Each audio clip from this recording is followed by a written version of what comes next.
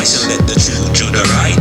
Lions of Yehuda, you can see my lions right. You can see it in my eyes, won't take the chip if I have to die. Yeah, my head will be held high. That's real, that's real. Pointed straight up to the sky. That's real. Jeremiah chapter 51 verse 9. It's time to ride or die for Hamashiach Yahushua. Dedicate your whole life over to the Messiah. I just saw her bring this. Just to let my light shine. Let my light shine. Stay away from that. I can hear the music and everything. We good. We good. I can hear everything. Just to ride with them goons, I would ride with the king. Giving praise to my Elohim till they bury me. I was lost, but he saved me from my life for the ground. Woke me up, opened my eyes. I was spiritually blind. I flourished in the flesh, but I was dead in the spirit. Didn't realize the way I was rolling was a living. But now I get it. I wanna. I'm on. I can see you walking up right now. You finna walk up.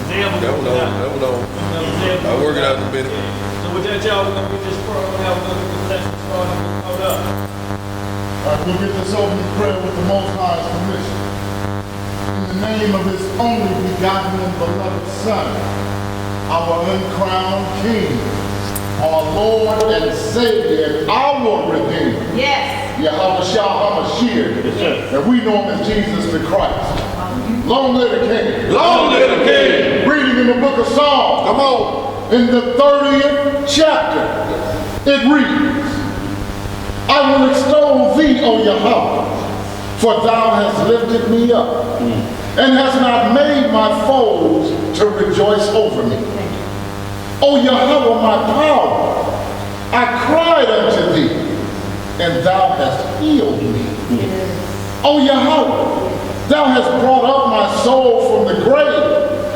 Thou hast kept me alive, that I should not go down to the pit. Sing unto the Most High, O ye saints of his, and give thanks at the remembrance of his holiness. For his anger endureth but a moment. In his favor is life. Weeping may endure for a night, but joy cometh in the morning. And in my prosperity I said, I shall never be moved. Yahweh, by thy favor thou hast made my mountain to stand strong. Thou didst hide thy face, and I was troubled. I cried to thee, O Master, and unto the Most High I made supplication. What profit is there in my blood when I go down to the pit? Shall the dust praise thee? Shall it declare thy truth? Hear, O Yahweh, and have mercy upon me, Master. Be thou my helper. Thou hast turned for me my mourning into dance.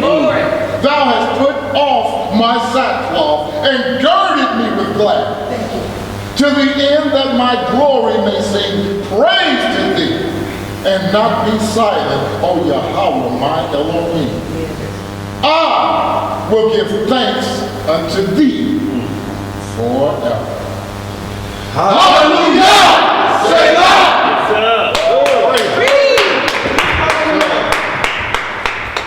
Is this background anybody go? Yeah, somebody brought.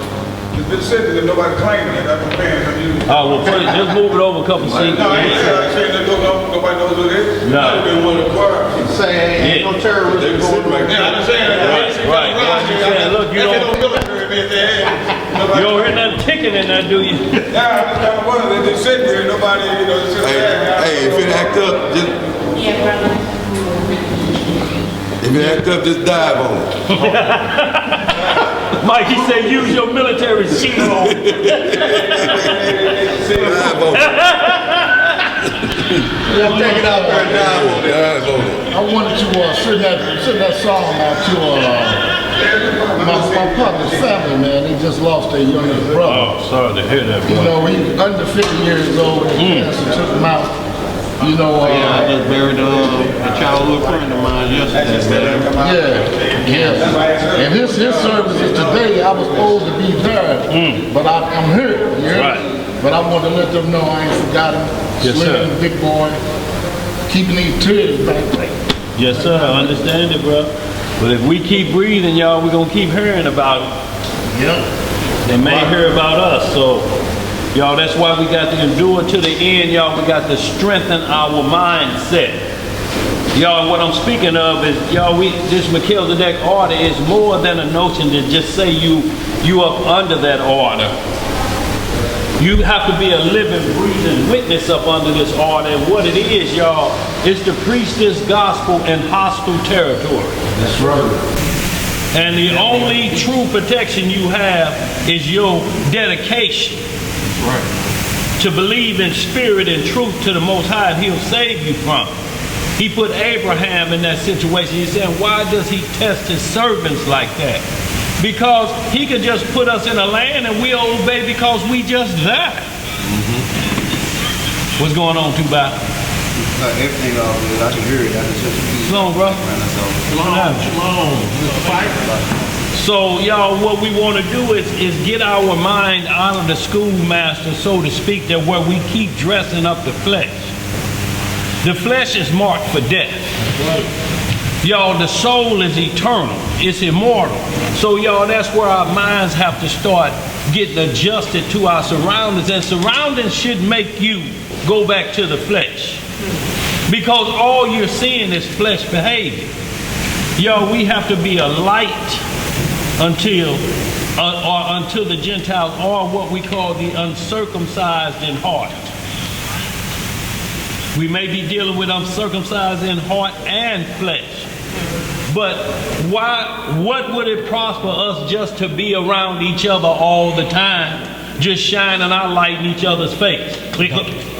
Publicans do the same. Publicans do the same, y'all. So we have to understand this is no runaway project or prophecy that we fulfill. We're not here to run off and hide somewhere. We're here to shine the light in dark places with a supernatural power behind us that we don't have control of. You will never have control of the Spirit to where you can use it on your own whim. You'll disrespect this Holy Spirit. It comes on you when the opportunity is there for you to do the will of the Most High, not your own will. You give some of us control of that spirit, we be doing anything. Every white person we see will split his hair down the middle like most stooges. Every person you just had a little argument with on the phone, you'll send a death cramp over there to him. Right. If you had the power to do that. But he don't give it to you like that. He give it to you when there's an opportunity for his name to be magnified and glorified in front of the world. If you looking for anything else, don't look for that spirit, because it ain't coming to you. You'll never have control of it. Satan give you control of his spirit when you chant his wants. But not this one. You can't chant the Holy Spirit on you. All right, y'all. What you saying, Elijah? Nor can you buy it. Nor can you buy it. So, y'all, what we're going to start in today is we're going to just continue to pick up. Brother Uriah had woe to the skeezers. Last week, you know, we came full circle again with the sin of Sodom, and we're going to wind it up because, y'all, we're moving from flesh to what all of these things that's taking place that we got to get ourselves prepared for. If we keep saying the last day, y'all, we got to get ready for this, because we're not going to escape the initial onslaught of it. It has to happen so prophecy can be fulfilled. It's like Messiah told Pilate, he like, look, this ain't a contest of who the strongest. I can take you anytime I get ready, but that ain't going to fulfill prophecy. I have to be put down for the sins of Israel and the world who believe. Other than that, I'll take you out right now, Pilate, because you only have the power my Father give you. That's right.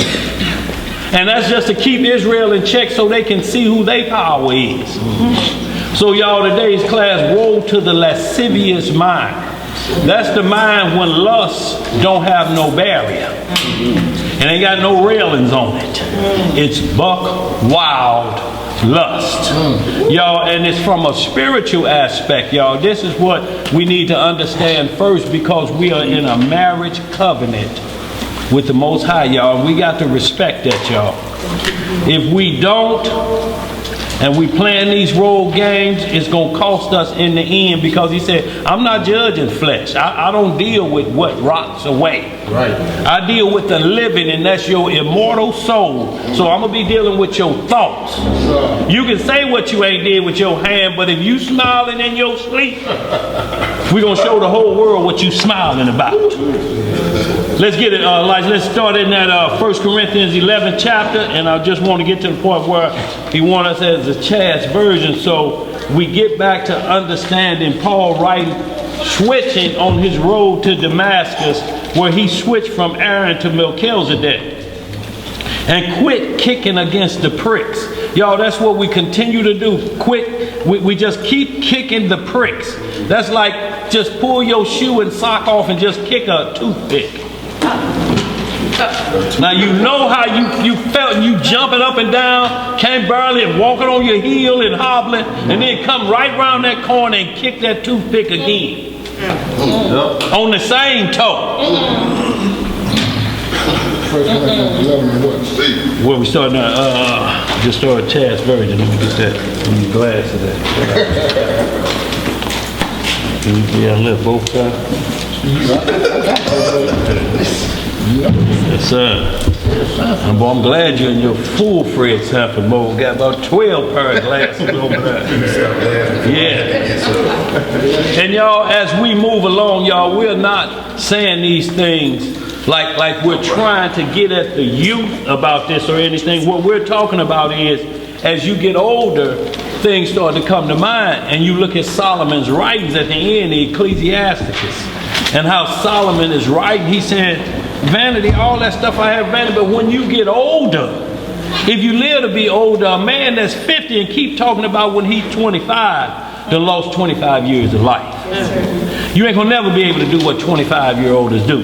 What you need to be doing is showing 25-year-olds what to expect at 50. That's right. Yes, sir. So the talk and the language will seem different to the youngster. We ain't moving y'all strength out of the way. But if you use your own strength against yourself, you ain't doing us no good. How you gonna help us and you limping and one eye patched up?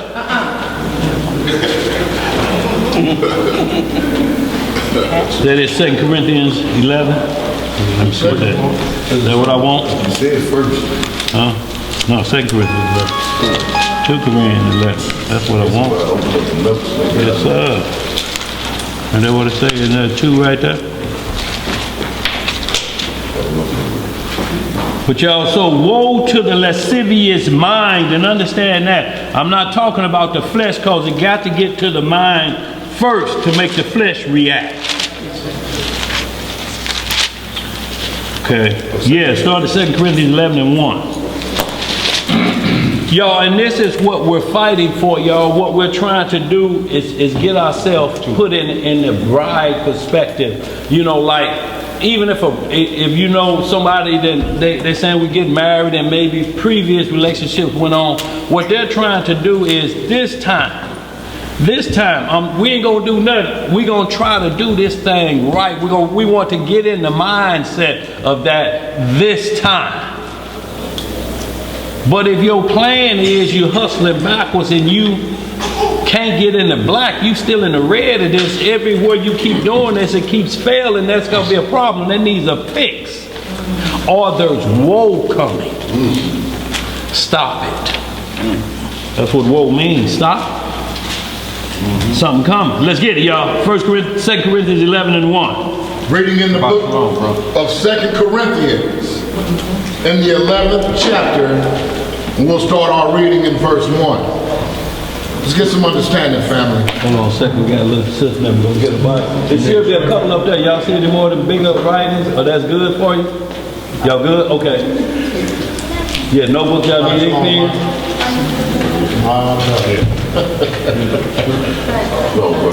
So y'all, the more we understand these things, of what our role and responsibility is, y'all, we'll get ahead of the game.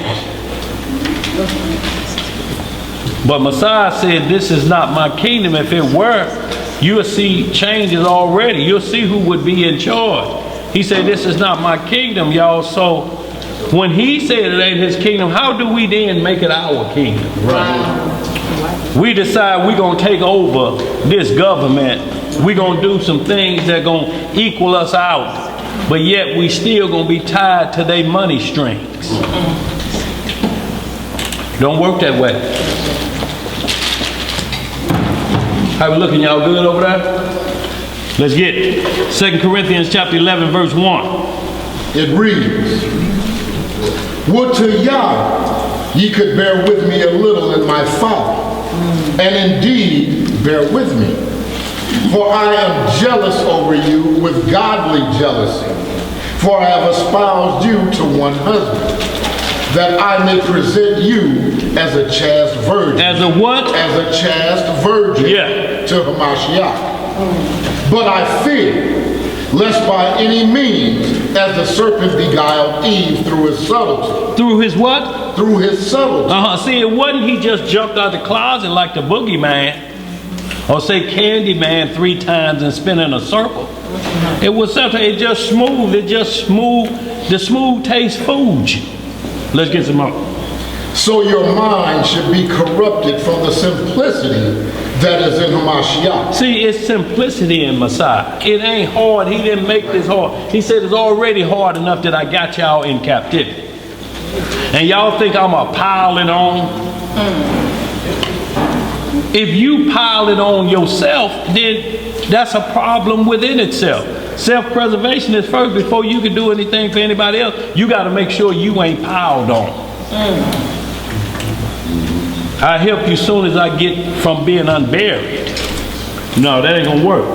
Let's read some more. Verse 4. For if he that cometh preacheth another Yahuwah, whom we have not preached. Right. Or if ye receive another spirit. See, we got two parts here. We got Messiah coming and the Spirit. The power of the Holy Spirit, truth and righteousness. If somebody talking a different one, if they talking about it, some form of energy is out of space somewhere and ain't got no name on it. If it can't be traced, it's an endless genealogy. You can't talk about that. What we gonna listen to it for? It's got to have some rules, don't it? Gotcha. That's when you hear somebody say, I'm not religious, I'm spiritual. Well, what does that mean? Right. I used to say that all the time, and I was sinning. I'm gonna tell you right now. Let's read some more. Or if ye receive another spirit, Right? which ye have not received, or another gospel, which ye have not accepted, ye might well bear with him. For I suppose I was not at wit behind the very chiefest apostles. But though I be rude in speech, yet not in knowledge. Right? But we have been thoroughly made manifest among you in all things.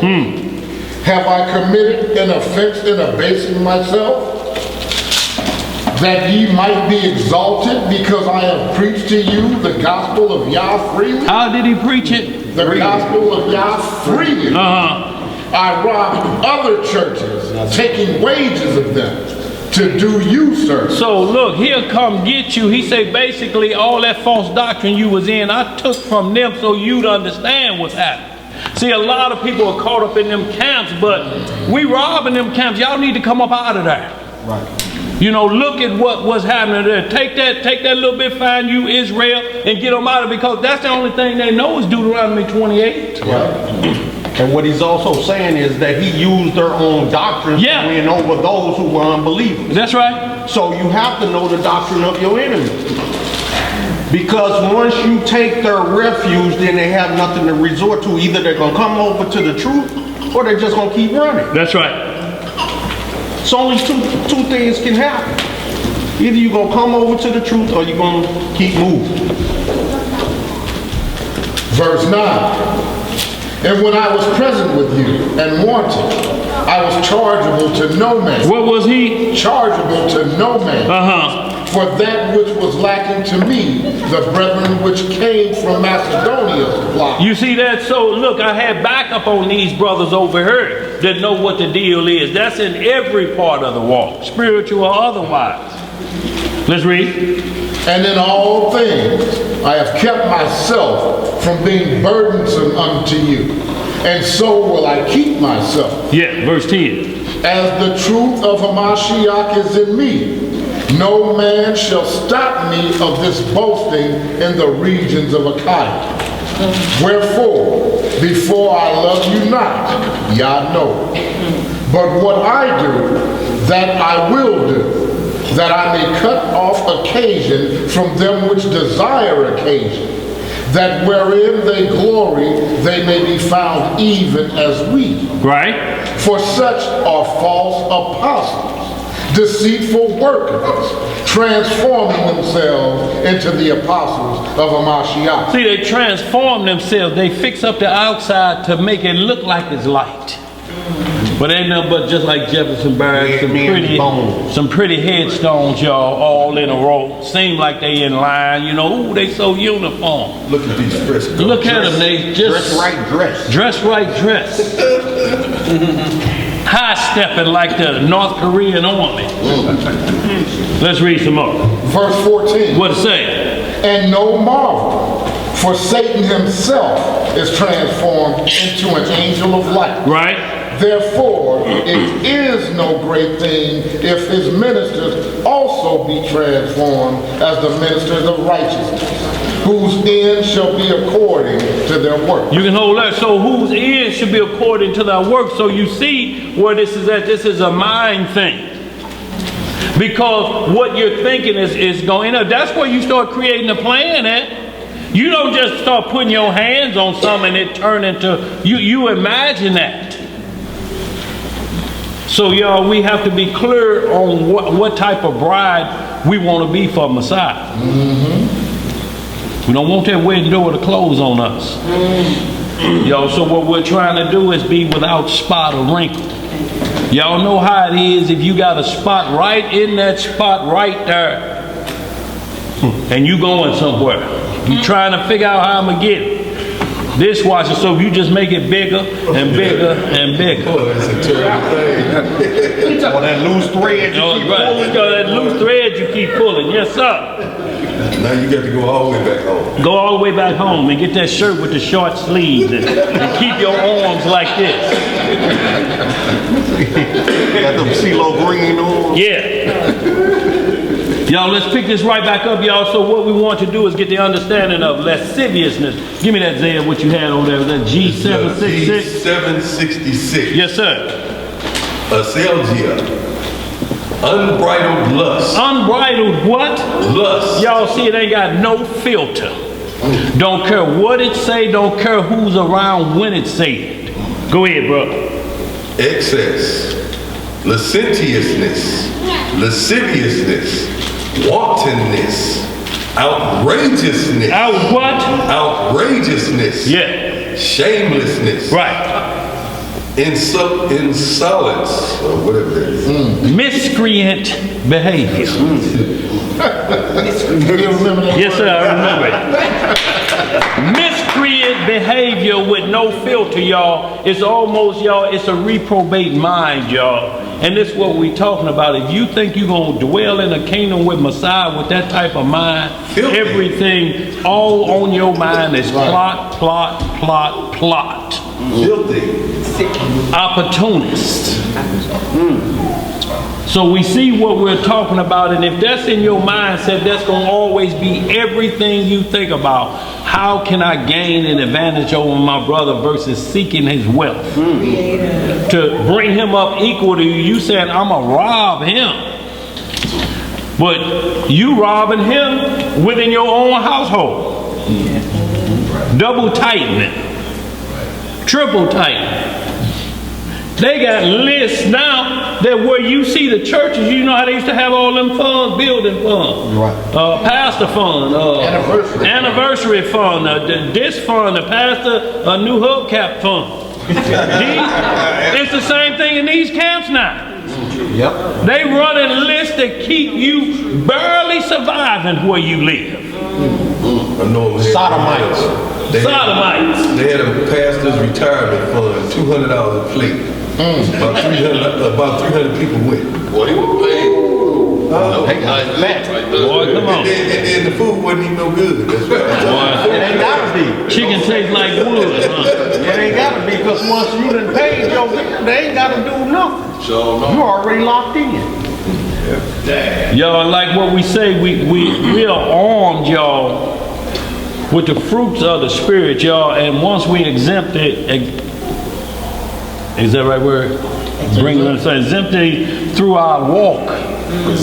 Present these through our walk, y'all. We'll understand how Messiah works with you, and then all that evil we think of, most of that stuff don't even affect you. When you looking at the news, you be like, oh, okay, down there, you know, how am I missing all of that? Because your mind don't want to be in some of them places. It's not saying you can't go anywhere you want to go, because everywhere we're going to read today, we're going to see we're in hostile territory. Yes. But it's how you behave yourself in hostile territory. Right. Look, darkness going to flee light wherever you at. That's right. Wherever you go. Now, you can't challenge darkness. Right. But if one is found in darkness, the Most High say, I got your back. Just like this. What is it? Coronavirus? Mm-hmm. Y'all, what can we do about that? That's airborne. Right. That's touch.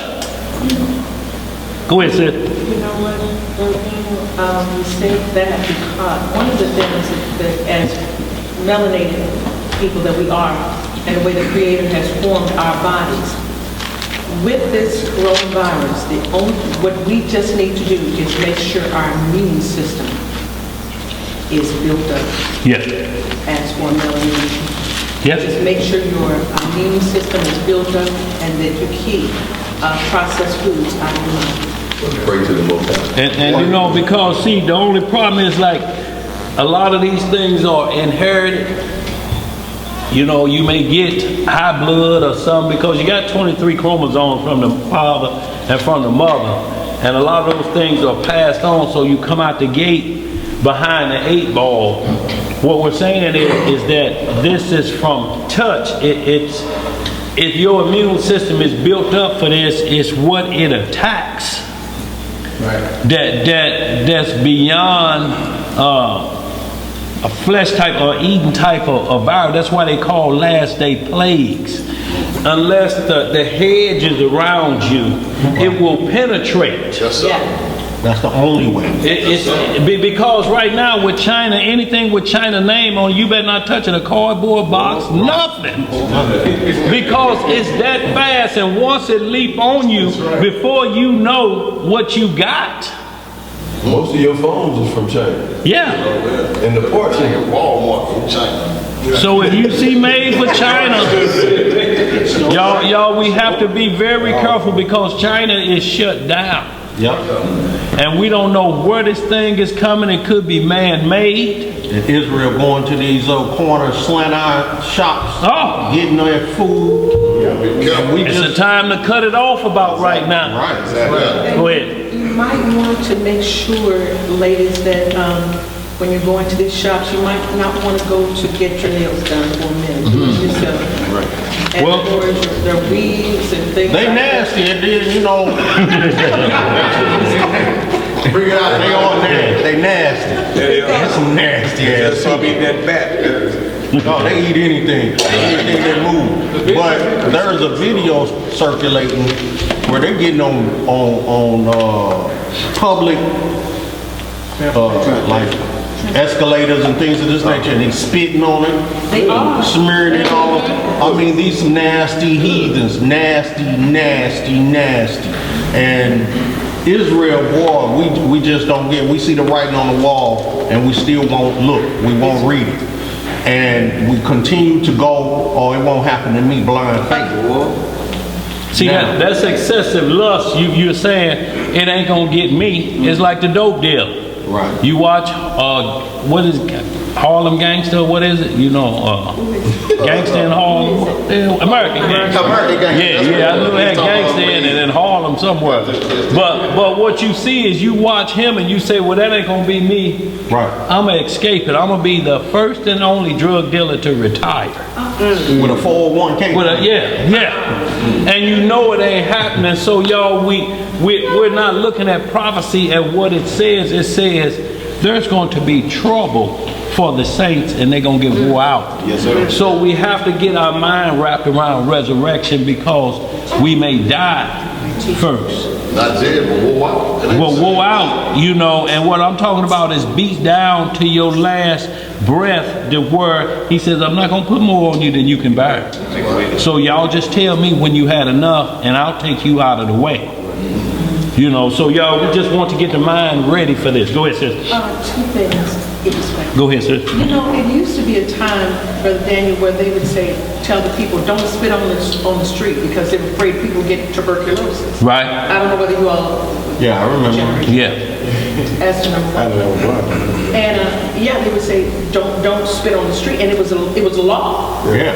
That It's still on the books. it's still on the books. And the next thing is that one of the things that the Creator used to bring Mr. out from the churches was that one day they came in and they said, "Oh, we want you to donate $1,000 for one of these seats, just for a seat." Mm-hmm. And so he was like, and so it ran from 1,000 to 2,000. Yeah. And you would pay in increments. Right.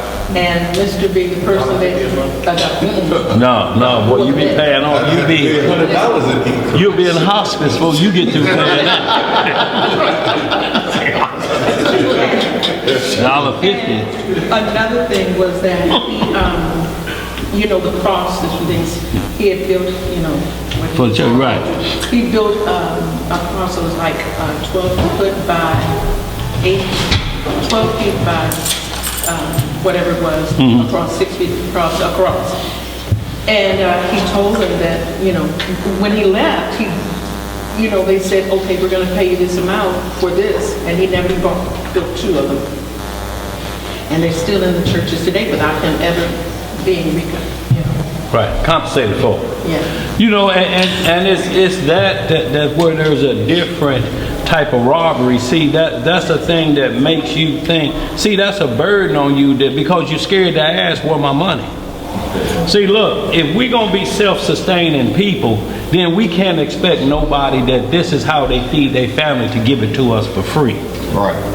You know, that was just for the Levites. Because they couldn't work. You would give, if you made shoes, you made sure 10%, if you made 10 pair, 1 pair was going to the Levite and their family. You know, so you had to always be looking out for the fatherless and the widows. We had the church set up for that. Just like we have it set up, we got Passover coming.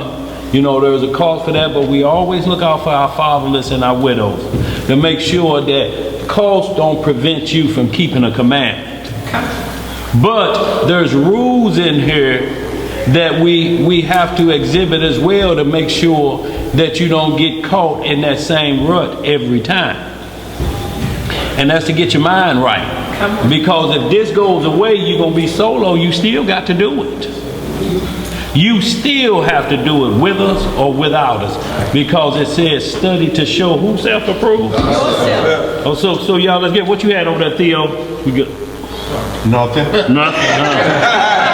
Had that long plan, huh? Look, he want that rent-a-center payoff payment. Yeah, you've been paid like $10,000 for a VCR. Put you on a 30-year plan. I was going to say something about the coronavirus. 2 things. The business and the Chinese shops and stores will drop tremendously. Like they glad the business. They'd be glad to see somebody come in and buy some stuff now. So people are not going to get China, us, man. Right. I don't know, man. Well, what we're talking about, the corner stores getting loaded. Come on, man. Israel hanging out the door. Israel ain't thinking about that.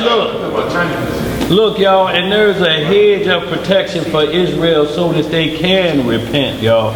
We have to understand this. It's just that when our lasciviousness goes awry, that we'll go outside the boundary to get it. You know, and y'all, we known for that. Let them chip shades, don't they? Let's get it, y'all. Galatians 5 and 13. Y'all, we're going to get right into Joshua, the 44th chapter, y'all. We're going to have Bruh put it up on the board because there's something very important in here. And this Joseph being in power in Egypt and lasciviousness on his master's wife. Y'all, it's something like out of the movies. Now, we watch these shows that come on now, For My Man and what's some of them other ones? Fatal Attraction. Y'all ain't seen nothing yet to what you see the righteous Joseph having to go through. And you ask yourself, if the Lord's ways unequal, why does he do his servants like this? He ain't doing nothing. He ain't told us what's going to happen. Anytime I send you a sheep among wolves, what do you think that means? Here you go dance. Yeah. Some river dancing going on. A sheep among wolves, so you're going to appear harmless. But y'all, we got to be wise as serpents, y'all. We got to know how to move in this captivity. Go ahead, D. They got some of this show called Boy Meets Boy. Come on, man. Yeah. Boy meet boy. Yeah, y'all, and see, and that's what we're talking about now. Y'all, what we're going over today is last day prophecy. If we keep saying it's like the days of Noah, that's all we tell. Look, it's like the days of Noah. The problem is we just pinpoint one part of days of Noah, and that's man on man. That's just a part of what we get ready to face. Gene splicing and hospitality at another level. I'm talking about somebody you think you know. Open the door for you and say it's safe to hide in here. The next thing you are, you handcuffed and ain't got no underwear on.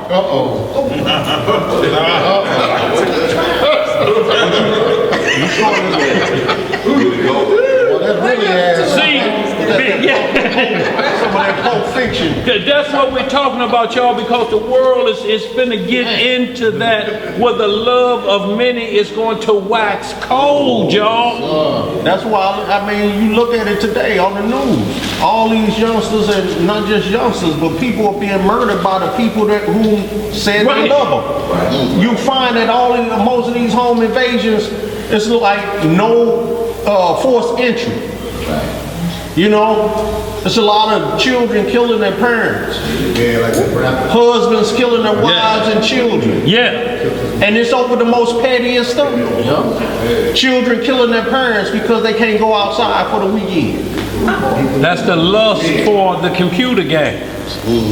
Little boy killed his parents because he could not play his video game. Stop the madness. Yo, lascivious is not just, it's of the flesh, but what we want you to understand is they're trying to get into the mental of y'all. And like, look, they know people gonna be saying, well, if I don't touch flesh, now they got virtual reality. Y'all, and they got robots that are doing things that's unheard of. And virtual reality, actually, you are watching a movie and they've got it fixed so it's actually like you in there. If you put yourself in a virtual reality space and you are no longer connected to reality, where this is starting to become people's reality.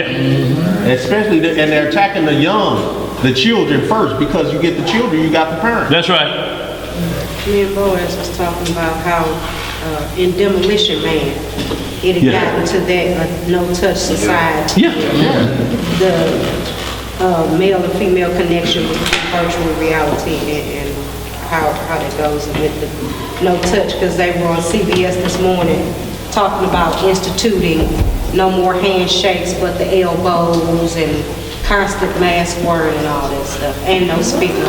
So what it's doing is taking you away from reality, drawing you further away from reality, and placing you more in an imaginary state of mind. So the image of the beast. The image. So now you feed into the imagery more so than the reality, because through imagery he's going to deceive many.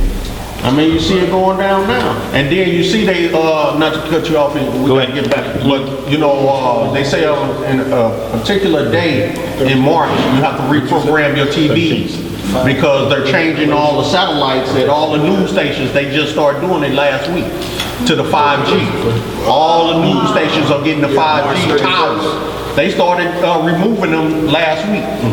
They say in March, sometime in March, everybody's got to pre-program their TVs to a certain frequency in order to pick up, you know, everything that's going on. Otherwise, you won't be able to tune into your program and things of that nature because you're not connected to the 5G program. Right, and y'all understand they're saying 5G LTE, long-term evolution. They say this one gonna ride us all the way because you'll be able to do everything with this.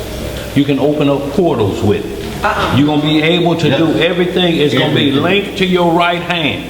And do y'all think they're making all these phones with all of these fancy gadgets for you to dial somebody's number?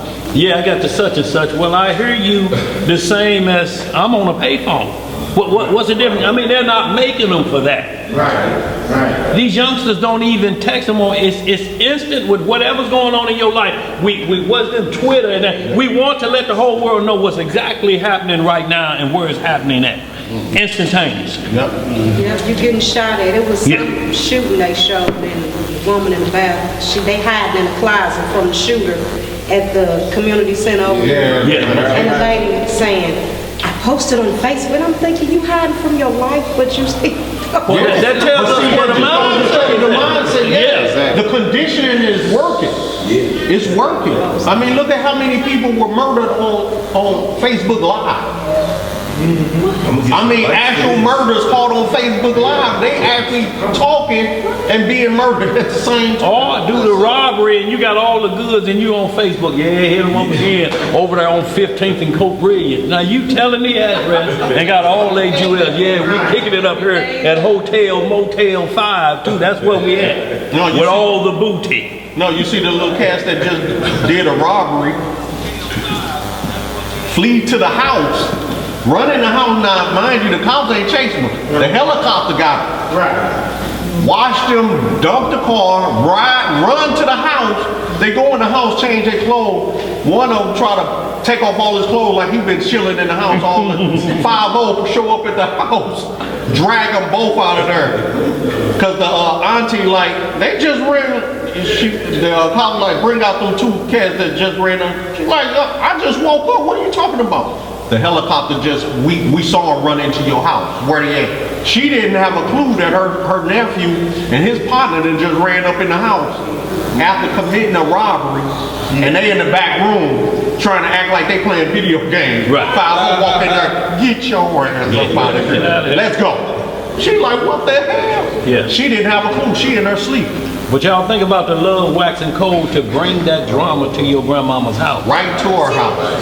Right to her house. Now when she get up and don't know what they done, she try to defend them, then they put the taser or put 6-7 bullets in her head. She didn't try to defend him. She say, come here, she went to took him to the back room. That ass is right there. Apparently they had enough, or she probably knew. That take it to the programming of their minds. Right. They bring it to their house. Right. When we was young doing things, you didn't bring nothing home. No, not. But what was the saying? You don't bring nothing home. These cats telling on each other and still friends. Yeah. I ain't never heard of this stuff. Let's get it, y'all. You got anything, Eva? Where is that scripture says, as a man thinketh, so is he? Yes, in Proverbs, we'll get it though. And Matthew also speaks of, And then this is with that mind control. With the brains, bringing, with the brain dumbifying for a lost word.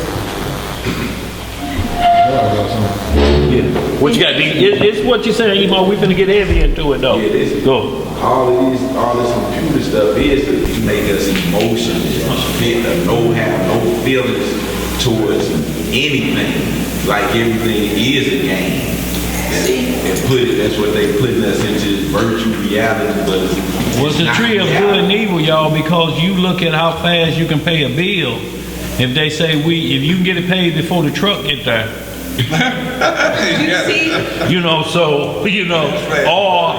Or certain other things you can do electronic. We get that there to you in 2 days versus this. So you looking at the plus side of it, but he said that's why he said it's going to be a cost. We're going to take away all those freedoms unless you're willing to play, and that means you got to get registered with the mark of the beast. You must be registered. We're not going to force it on you. Some of you, we're going to threaten you. We're going to kill a few of y'all to cause the other ones to fold. But most of this, y'all, we're going to test and see how well y'all know what soul survival is.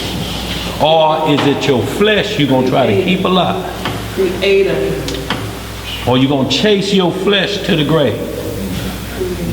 This going to die. If it wasn't going to die, we wouldn't have all the products out there to try to keep it alive. Come on. Serotonin, barotonin. Come on. This, that, skin stretchers. Body wraps. Ankle braces. Massaging Stacy's. Zev got a pair of. Had him dancing like he was 15. Let's get it, y'all. Galatians 5 and 13. Be reading in the book of Galatians, in chapter 5, start the reading at verse 13. And it reads, For brethren, ye have been called unto liberty. What we been called to? Unto liberty. Only use not liberty for an occasion to the flesh. To the what? To the flesh. But by love, serve one another. See, that's what the liberty we've been given. So certain things on the Sabbath we get liberty to so we can serve the brethren. Y'all look, if we're at home, there are certain things people don't have a place to go to. That's why we're instructed, don't forsake the assembly. And that's even 2 or more. But just the general assembly that somebody say, I got somewhere, some refuge I can go to around the brethren who keep it. As I don't have to feel like I'm in bondage. I'm already in bondage to the world. Now, you're putting me in bondage to each other. Yeah.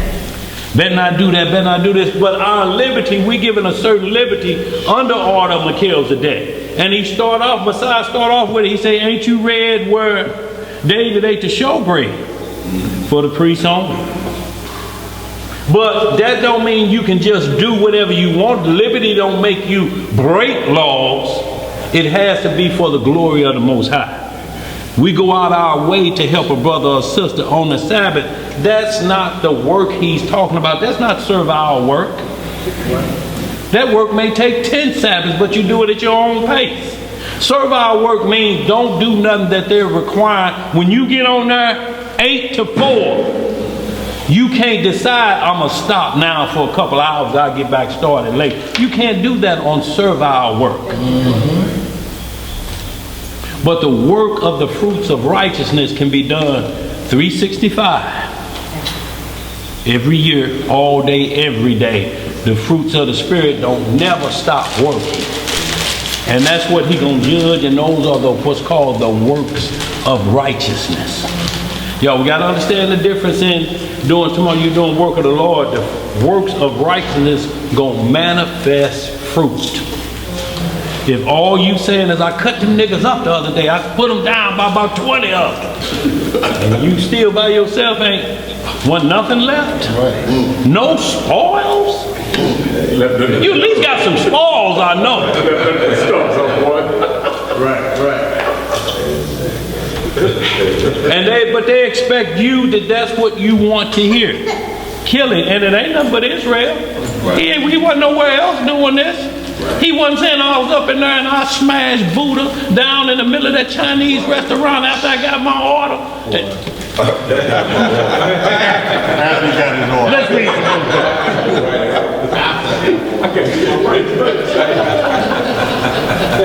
Verse 14. What it say? For all the law is fulfilled in one word. In how many words? One word. Even in this, thou shalt love thy neighbor as thyself. So when most people say, that's all we got to do, we ain't got to keep the rest of the law. Well, you got to know what that means to know how to do that. Loving your neighbor may be, according to your rules, may be totally different from the Bible, how to love. And in most cases it is. Yes, sir. Now see, I bought them this type of boots and shoes. And you know what they did? They bought me, they don't look. No, you got the wrong kind of love we talking about here. You're comparing things. You make $100,000 a year, they make this much and getting food stamps, but you expect the same thing from them. Yep. That's the love of the world. That's the love of the world. Let's get it, y'all. Verse 15. What it say?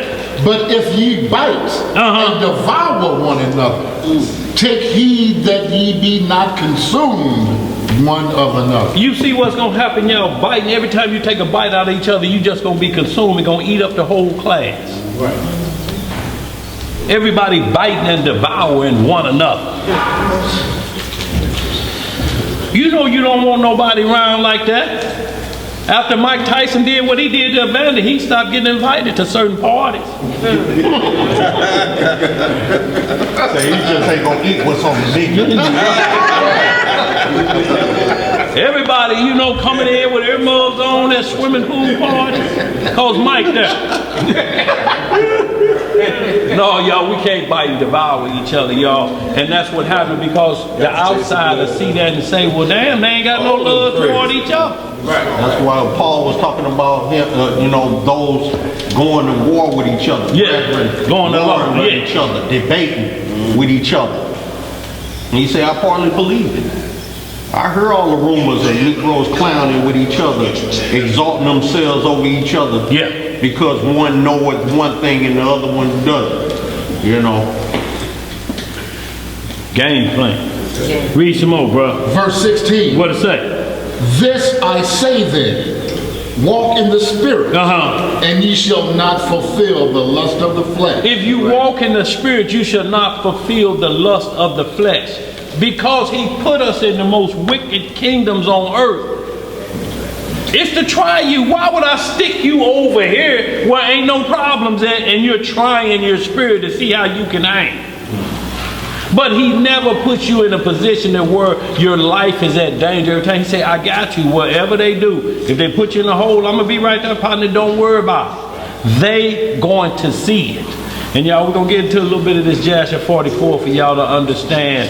It's not so much as what you're seeing in the world. It's what can happen to you individually anywhere you may be and change everything 360 for you. Yes, sir. Yes, sir. A lot of times when the devil come, he ain't coming to get you with all your friends there. He don't want you having backup like that. He wants you solo. He wants you solo. And then if he gets you solo, you going to go and tell your partners, cause they're counting this show when you ski. Eyes bucking and keep looking to the side. How you looking at me, but you eyes keep darting over here? Somebody coming up behind me or... Let's read some more. Let's finish that off. Verse 17. What it say? For the flesh lusteth against the spirit, and the spirit against the flesh. And these are contrary the one to the other. What are they? Contrary. Is that like oil and water? Yes, sir. They don't mix. Right. No. Let's read some more. One to the other, so that ye cannot do the things that ye would. But if ye be led of the Spirit, ye are not under the law. So is that saying we don't have to keep none of the law, what it just said, love your neighbor? Remember, it started off what we just read in verse 13. It ain't contradicting itself already, is it? No. So what is he talking about in 13 then? Serve one another in verse 14. So this is what you have to always go back so you don't get caught up and you're saying, well, it don't mean that. Right.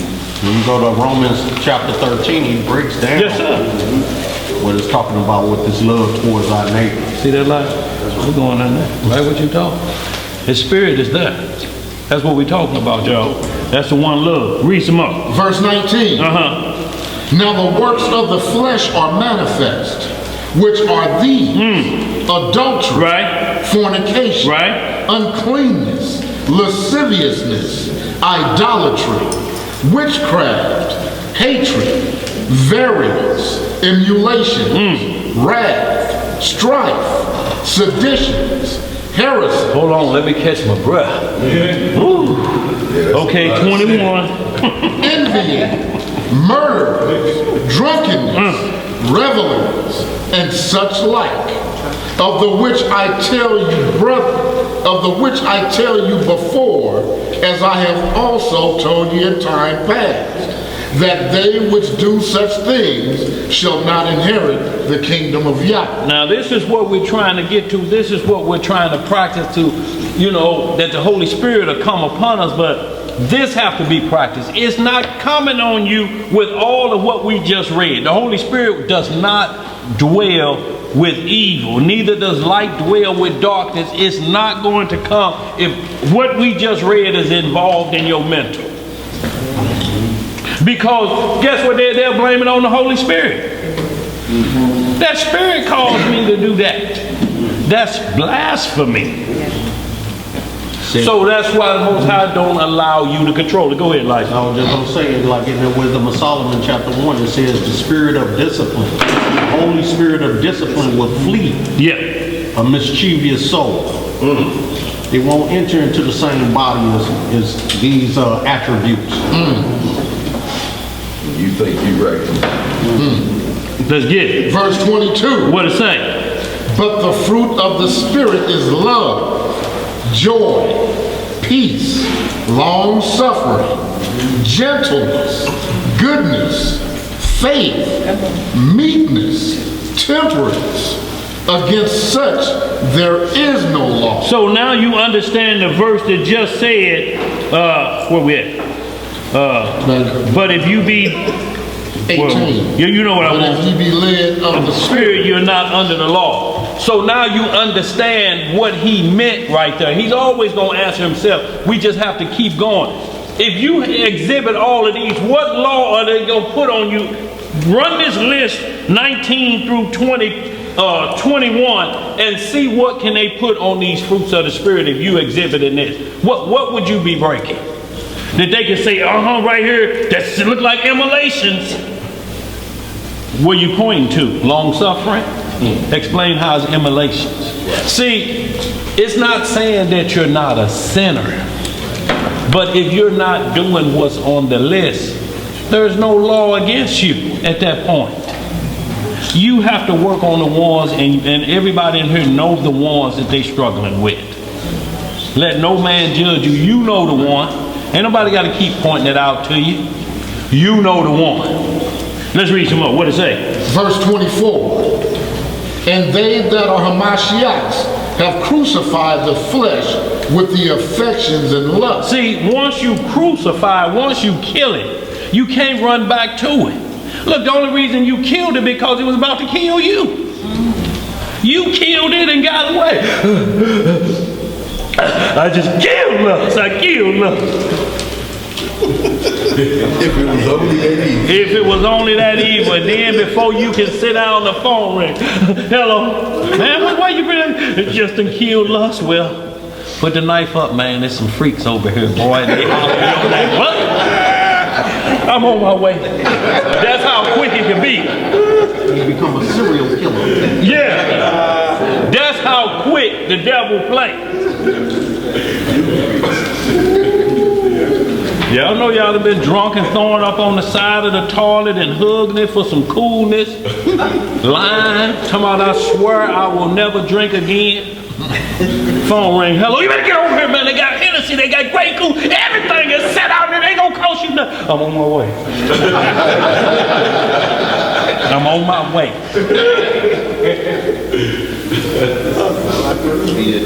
Let's read some more.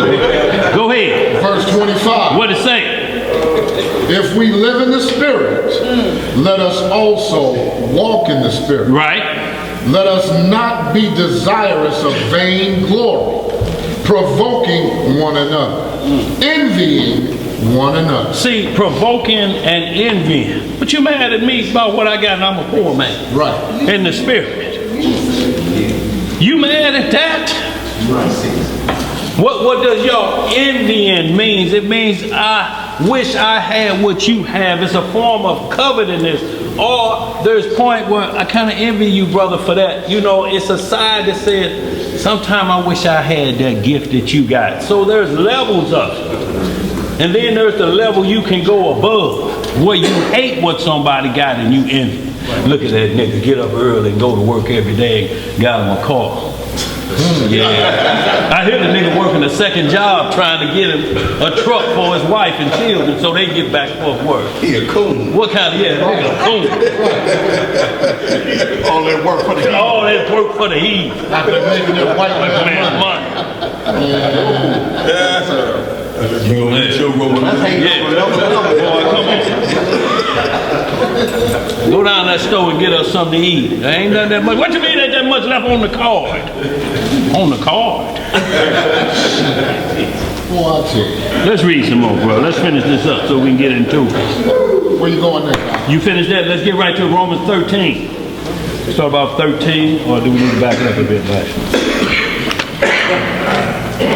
Y'all, and what we're doing is we're getting our mind set right before we go into this hostile territory of Joseph. Because, see, Joseph was just like this brother that just killed everybody up there at the plant he was working at, the beer plant in Milwaukee. All neighbors say the best neighbor in the world, but y'all, we are one event from snapping out. See, and the problem was where he make his bread at is the trouble. Y'all, if it get to the point where you got to get your money how you live over here, and that's in jeopardy because you at war at that place, you got to get out. He won one lawsuit for discrimination, but they kept it going. So he won a lawsuit and they kept doing it? They kept secretly doing things to him. The brother up there in Milwaukee Flipped out and killed 5 of his co-workers. See, but if you listen to what his neighbor saying, he wasn't that kind of guy. He wasn't that kind of guy. He was getting peace at home, but if it's a struggle where the hardest thing for you going to work is should be sitting on the side of the bed and threatening yourself. I shouldn't go. I ain't going, and you steady buckling up. I ain't going nowhere. I'm going to call in today. And the next thing you know, you clock it in. Look. Then you there, but that cannot be a place that where you on edge like this. Right. I swear, if that supervisor say it, you shouldn't have went in that day. Right. Cause the last check gonna be to a lawyer, ain't it? The last check, that's where it's going. When they take you out and give the other police your box with your stuff in it, and your last check, you can drop that off at Brown and Brown. Defense attorney for crazed Negroes at work. We'll fight for you. Let's get it, bro. Where we at? Romans 13 and 9. Chapter 13, verse 9. Romans chapter 13, verse 9. Tell you what, Elisha, back that up just a little bit. 7. Yeah.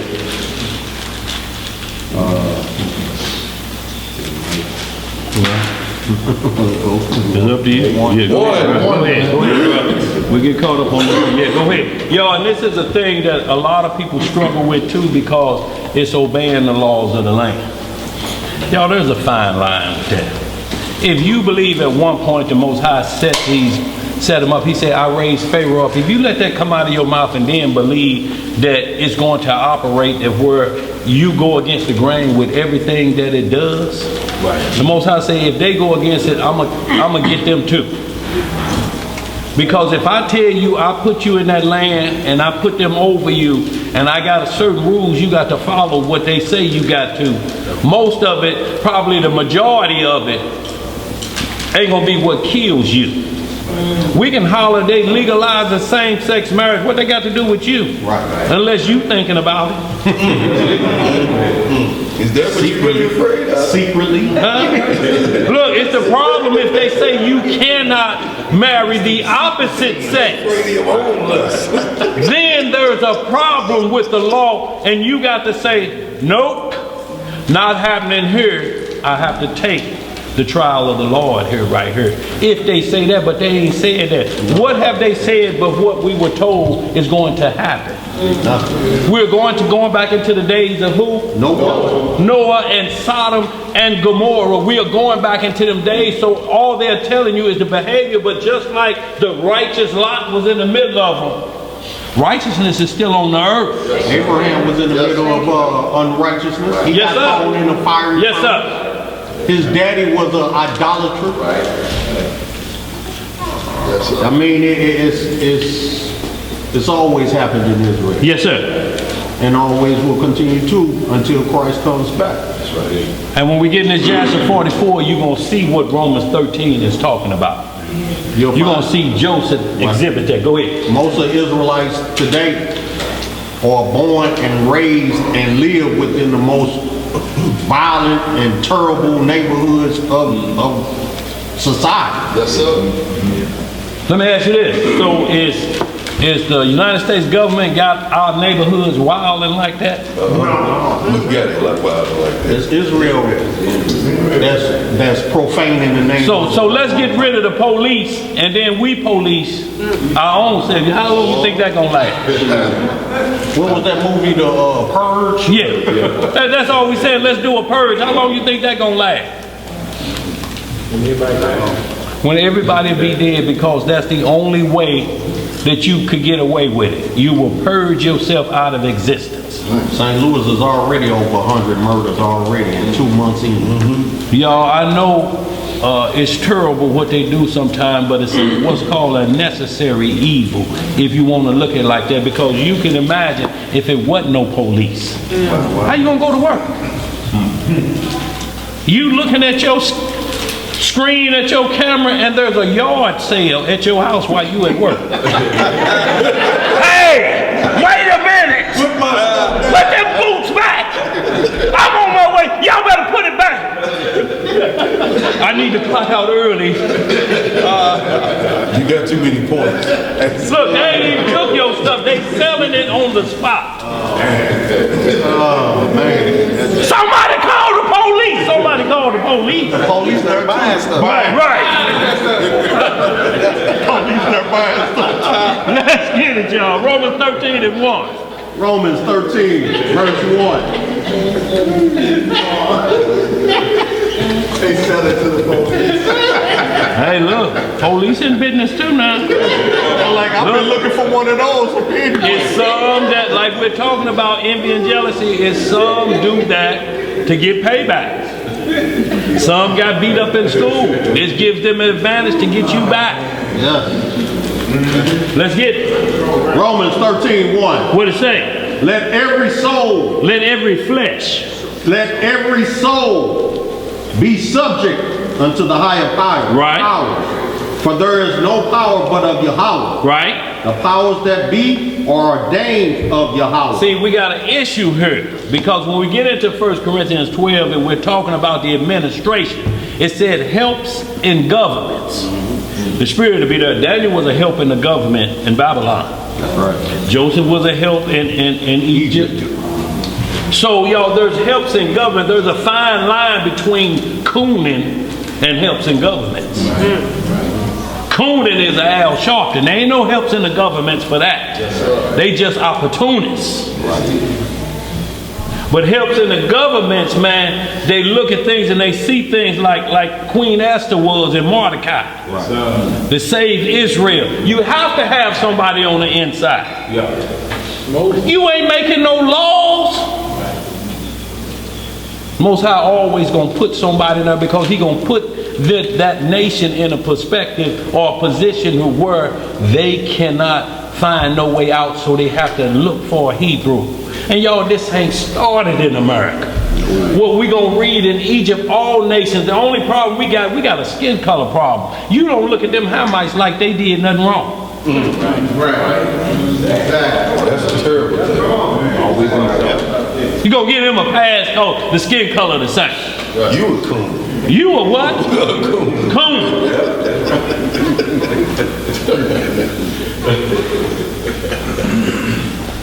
What you got, Theo? I was saying, you look at all the government jobs, a lot of them are us. You go to the post office, go to the DMV, it's us. We're the ones at the counters. We're the ones. Yeah. They know there's something about us. We are, even though we unlawful, there's something about us. We cling on to, you know. Well, they know where the power lies. Yeah, they do. They ain't crazy. Yeah, they ain't. I mean, they have these history books. It's all in the records from the beginning of time. Who the children of Israel are and how we are always delivered. Yeah. Or we are brought into bondage because of disobedience. Yes, sir. They know these things, so Yeah. they keep one on the side. You know, and it's just what we're trying not to become is old boy in Django. What was his name? Jimmy, what? Samuel Jones. Can't remember his character. Oh, man. What was his character? Yeah. What was his name? That's not the help in governments we looking for. Right. That's not the help. When y'all seen Django with Jamie Foxx, the one Samuel Jones was playing, Jackson was playing, that's not a help in government. It's like he told him, he said, you didn't watch this many slaves come through here and you didn't watch this happen to them. Right. And you love it. You've grown to love it. Let's get some more, y'all. Yeah, like we have a misunderstanding of Uncle Tom versus Sambo. Yes, sir. Sambo was the sellout, was the bootlicker. Uncle Tom was the one who was actually saving the slaves. Say we kind of buzzing, y'all. and murder. Yeah, they've been saying that, but I ain't been able to. What's hear it. buzzing? Every time I put these on, I don't hear it. I don't hear it. Maybe a little hair in the background, but I don't hear no buzzing. What other mics we got? If we turn one off, can we see if that'll clear it? We'll just kind of work on it. We'll keep it going though. Josiah. Is it buzzing loud? You hear the buzz? We'll keep it going though. Just a little bit in the background. Just a little herb, but Yeah. I'll work on it when I get home. Romans 13, verse 2. Whosoever therefore resisteth the power, resisteth the ordinance of Yahweh, and they that resist shall receive to themselves damnation. So the key is, how do you talk about this nation when they say this is the official word of God and everything we bring you into our court system, this is what we're going to try your faith on. We're not going to hold up the Quran. We're not going to hold up the Book of the Dead from Egypt. We're not going to hold up the Buddha scrolls. We're not going to hold up Latter-day Saints material or Jehovah's Witnesses material. We're going to hold this up and we're going to ask you to put your hand on it. Now, whatever they doing, they fall under the same guidelines of the rules. If it's false judgment, if you got me doing this and you finna set me up for a free case, well, free case setting up, there's a punishment for it in here. Right. So since you holding it out, representing the court, and then I hold my hand on it, yo, it's just like the blessing Isaac gave Jacob, and Esau came in weeping. He like, look, ain't nothing I can do to reverse it. It's just like a lot of times we can't reverse the charges, but maybe we can get you out. But if there was some trickery involved, the law still went the same. Even though Jacob got the blessing, Laban had his way with Jacob. You trick your daddy, I'm tricking you. Right back at You start the tricking first, you and your mama. Come back to see you. But like he did, he worked his curse off. But it was still lingering on. It was still lingering on. And it followed him his whole life. Go ahead, bro. If it followed him his whole life, was also his seed cursed to the third or fourth generation? Well, it all depends on the crime, because it'll tell you generational curses, you know. But there is what's called after effects. What you do can affect your children. You go and curse your supervisor off, it's going to affect your children. Here's the last check. Well, we 2 months behind on rent. Ain't nobody eating. Look, ain't no cereal. Earl down to the last pair of drawers, and you cussed them out today. See, that's a trickle-down effect, ain't it? Yeah, snowball effect. I done told them we gonna eat this tonight. Well, Trust me, I know it well. you shouldn't have told them that, but still. I know them consequences. But still, you think you're gonna eat like that. This payday, this not last payday. You didn't say that was gonna happen when you left for work. So y'all, we have to think if you're gonna be on that job. Right on your tongue. And because you ain't on that job, don't eliminate you from making sure Earl ain't in his last pair of drawers. So ain't that Deuteronomy 28, 58 through 60? Yes, sir. All of it's what to expect here in the land of captivity. But y'all, we still keep failing to quote Deuteronomy 28, 1 through 15.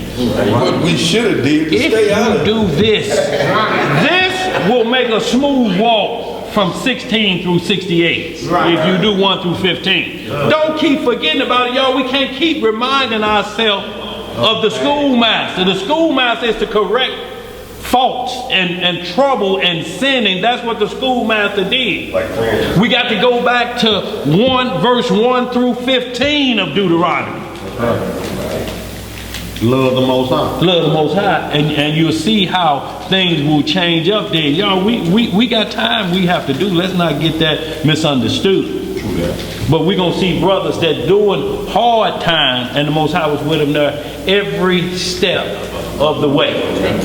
Now, there's a difference between persecution of the Most High and punishment upon oneself. You can bring persecution on yourself. That ain't the Most High's fault. Now you go do something you ain't supposed to be doing and talking about I'm being persecuted for the Lord. No, you ain't. That's called persecution of stupidity. You know damn well you shouldn't have did that. Right. Well, the earth is the Lord and the fullness of. Okay. Well, repeat it to that judge again and see what happens. After you carve the names in the shoes again. Let's read, Judge. All right. Chapter 13, verse 3. What it say? For rulers are not a terror to good works. Rulers are not a terror to what? Good works. Have you ever seen them killing you? Well, what we talking about good works, y'all? We got to understand it's a civil rights movement, good works. And they terrorized us. What? They must have been good works because it ended up kind of going in your favor, but with no thought process of Deuteronomy 28 on what you're begging them to give you. Come on. It's still up here of what we marching for and what we asking for. See, and that's what I'm talking about. The Most High can take us back and remarry us because we were not part of the Constitution. We wasn't in their law, because if it was, we still got a problem with the 13th Amendment. Right. It was set up to still keep you a slave. You're not married to America. Right. The world knows you as its bond servant because of your last name. Ain't nobody else changed their name to American names, do they? Nope. The Chinese come here still he hung high. Africans come here still Mabuti, Prince Mabuti. No, nobody name changed but ours, Earl Jackson. Right. Rufus Merriweather. And it's changed to ownership. Ownership. Let's get it, y'all. Where we at? Chapter 13, verse, let me finish this, verse 3 out. For rulers are not a terror to good works, but to the evil. Right. Wilt thou then not be afraid of the power? Do that which is good, and thou shalt have praise of the name of the same. For he is the minister of Yahweh to thee for good. But if thou do that which is evil, be afraid. For he beareth not the sword in vain. For he is the minister of Yahweh, a revenger to execute wrath upon him that doeth evil. So a lot of times, y'all, you will have rogue police. Yeah. Sometimes they do things to the innocents, but if they caught, a lot of times we think, man, they didn't give him number 7 years for that, kill that brother like that. Believe me, y'all don't understand the conscious jail, the penitentiary that the Most High put on a man's conscience when he's done something wrong. Y'all, if y'all could hear the stories of some of these nightmares that men have, you may be out, but if you can't sleep, if every door you go through you jumping and you like a vagabond and you know always looking behind you like that, y'all, that's a terrible way to live. Everybody, you like, wait a minute, stop all that looking and jumping. You get me nervous. What? Somebody after you? No.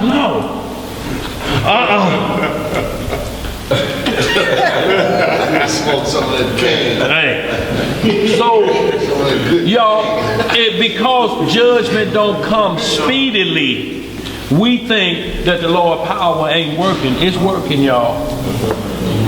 Y'all, just like this camera is still doing good and evil because you're catching them on camera now.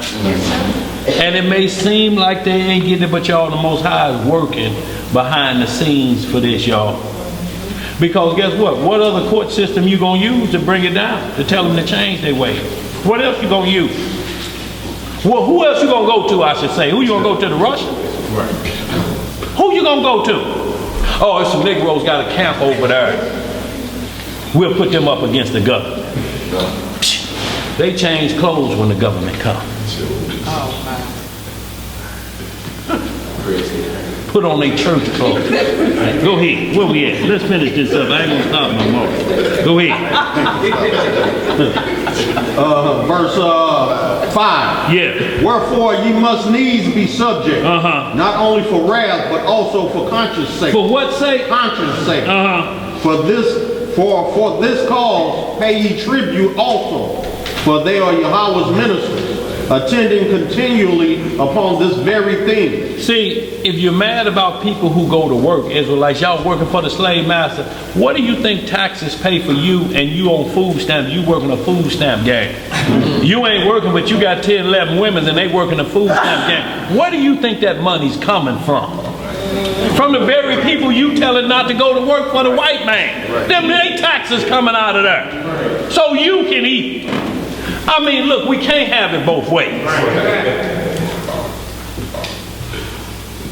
The money got to come from somewhere, don't it? One convenient say, I tell people who work to go backwards, so I keep getting my food stamps. Boy. I heard somebody singing about food stamps. Like, What you laughing at, Tubai? What they saying, Tubai? I'm laughing at Theo over there. Oh, okay, go ahead, Go ahead, John. Go ahead, Elijah. Verse 6. What it say? Verse 7. Render therefore to all their dues, tribute to whom tribute is due, custom to whom custom, fear to whom fear, honor to whom honor. So it says who's due. It's like when you go to the house, you see what's worthy. You don't pay tribute to nothing that's not due or that is not worthy of Most High. If you see they having this feast day, you don't pay tribute to that. It say give tribute to what it is. There are certain things here just civil holidays. They may not be pagan in origin. It may be, look, these are most of them we get out of if we just don't spend no money you out of it. You can't do the 4th of July, can you, with no money? Can you? What fireworks you gonna have? Unless y'all just get in a circle and have a farting contest. But it's gonna take money. who gonna judge that? Right, it's gonna take money to get some real fireworks, ain't it? Ow, ow, ow. Boy, yeah, I knew it. I got ready. I ate that chili, my grandmama's recipe. Yeah, you got a good one off. Go ahead. Go ahead, bro. Yo, don't we laughing because it's true. If it wasn't, we wouldn't be laughing. But y'all, what are you gonna do when most of these are set up on how much money you can spend? Look, cause the world done told you, we already know it's the gift that count don't really count. So ain't no need you getting into it if you know it don't count. Right. Verse 8. Owe no man anything, but to love one another. For he that loveth another hath fulfilled the law. And we know this not technically saying you have to pay all your bills off and you got margin and loan. What it's talking about is owing any man anything that puts your soul in jeopardy, or you have to bargain your soul for this. Y'all, this spiritual talk we talk about, you're going to always owe somebody. Right. You know, it ain't that would be nice not to never owe nobody. I want that house right there. How you plan on paying for this? You got credit, you got cash. That would be nice not to owe, but you still gonna owe. You owe taxes. Don't pay them taxes. And you owe taxes every year, don't you? That means you don't own nothing. Nothing. You got to keep paying it, y'all. And so when you're in captivity, we know some of these things are not as literal as it seems. What we're talking about is to put your soul in jeopardy. You owe somebody for your soul. Remember, you made a deal with the devil. What did you always hear? Made a deal with the devil. Why ain't nobody ever saying I made a deal with the Lord? Well, who gonna do that? Just real quickly, give me a Jeremiah 30. I just want to see what Jacob made a deal with the Lord. Why we ain't making a deal? Why are we consistently hearing this? Somebody make a deal with the devil.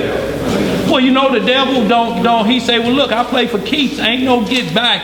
Your father will win in the end. But along that journey, don't you want to have some fun?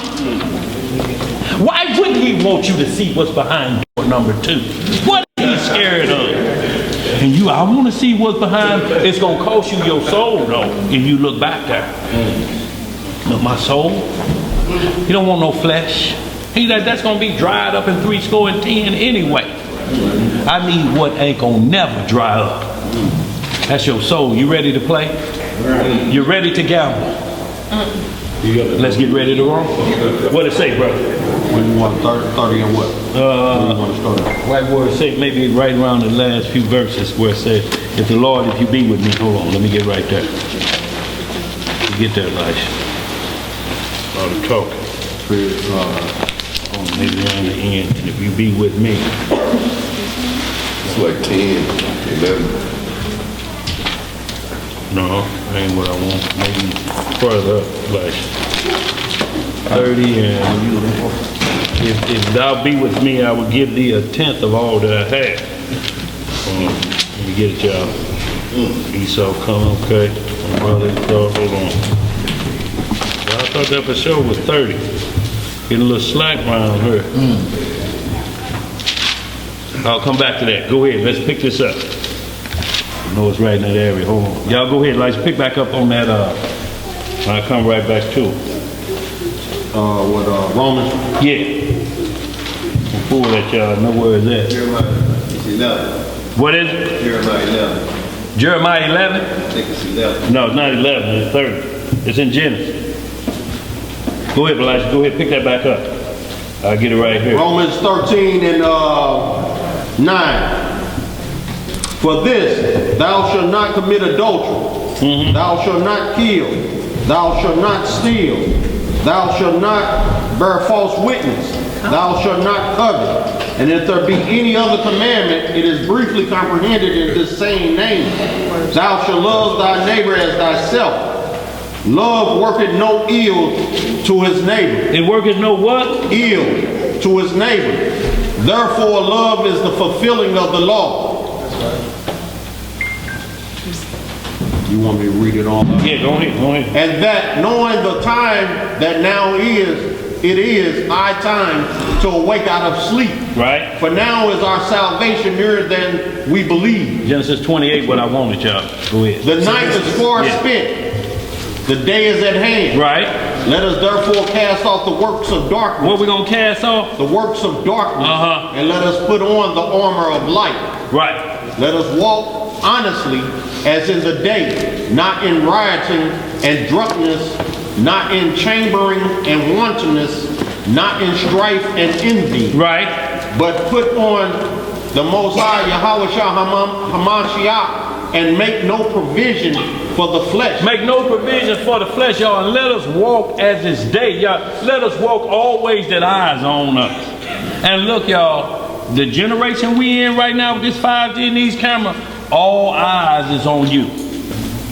Y'all, you could be just standing in line 1 second from being world star. And you got to be on your game. 1 second, y'all, it's instantaneous. I want y'all to understand what it is. Judgment is going forth immediately once they catch you like that.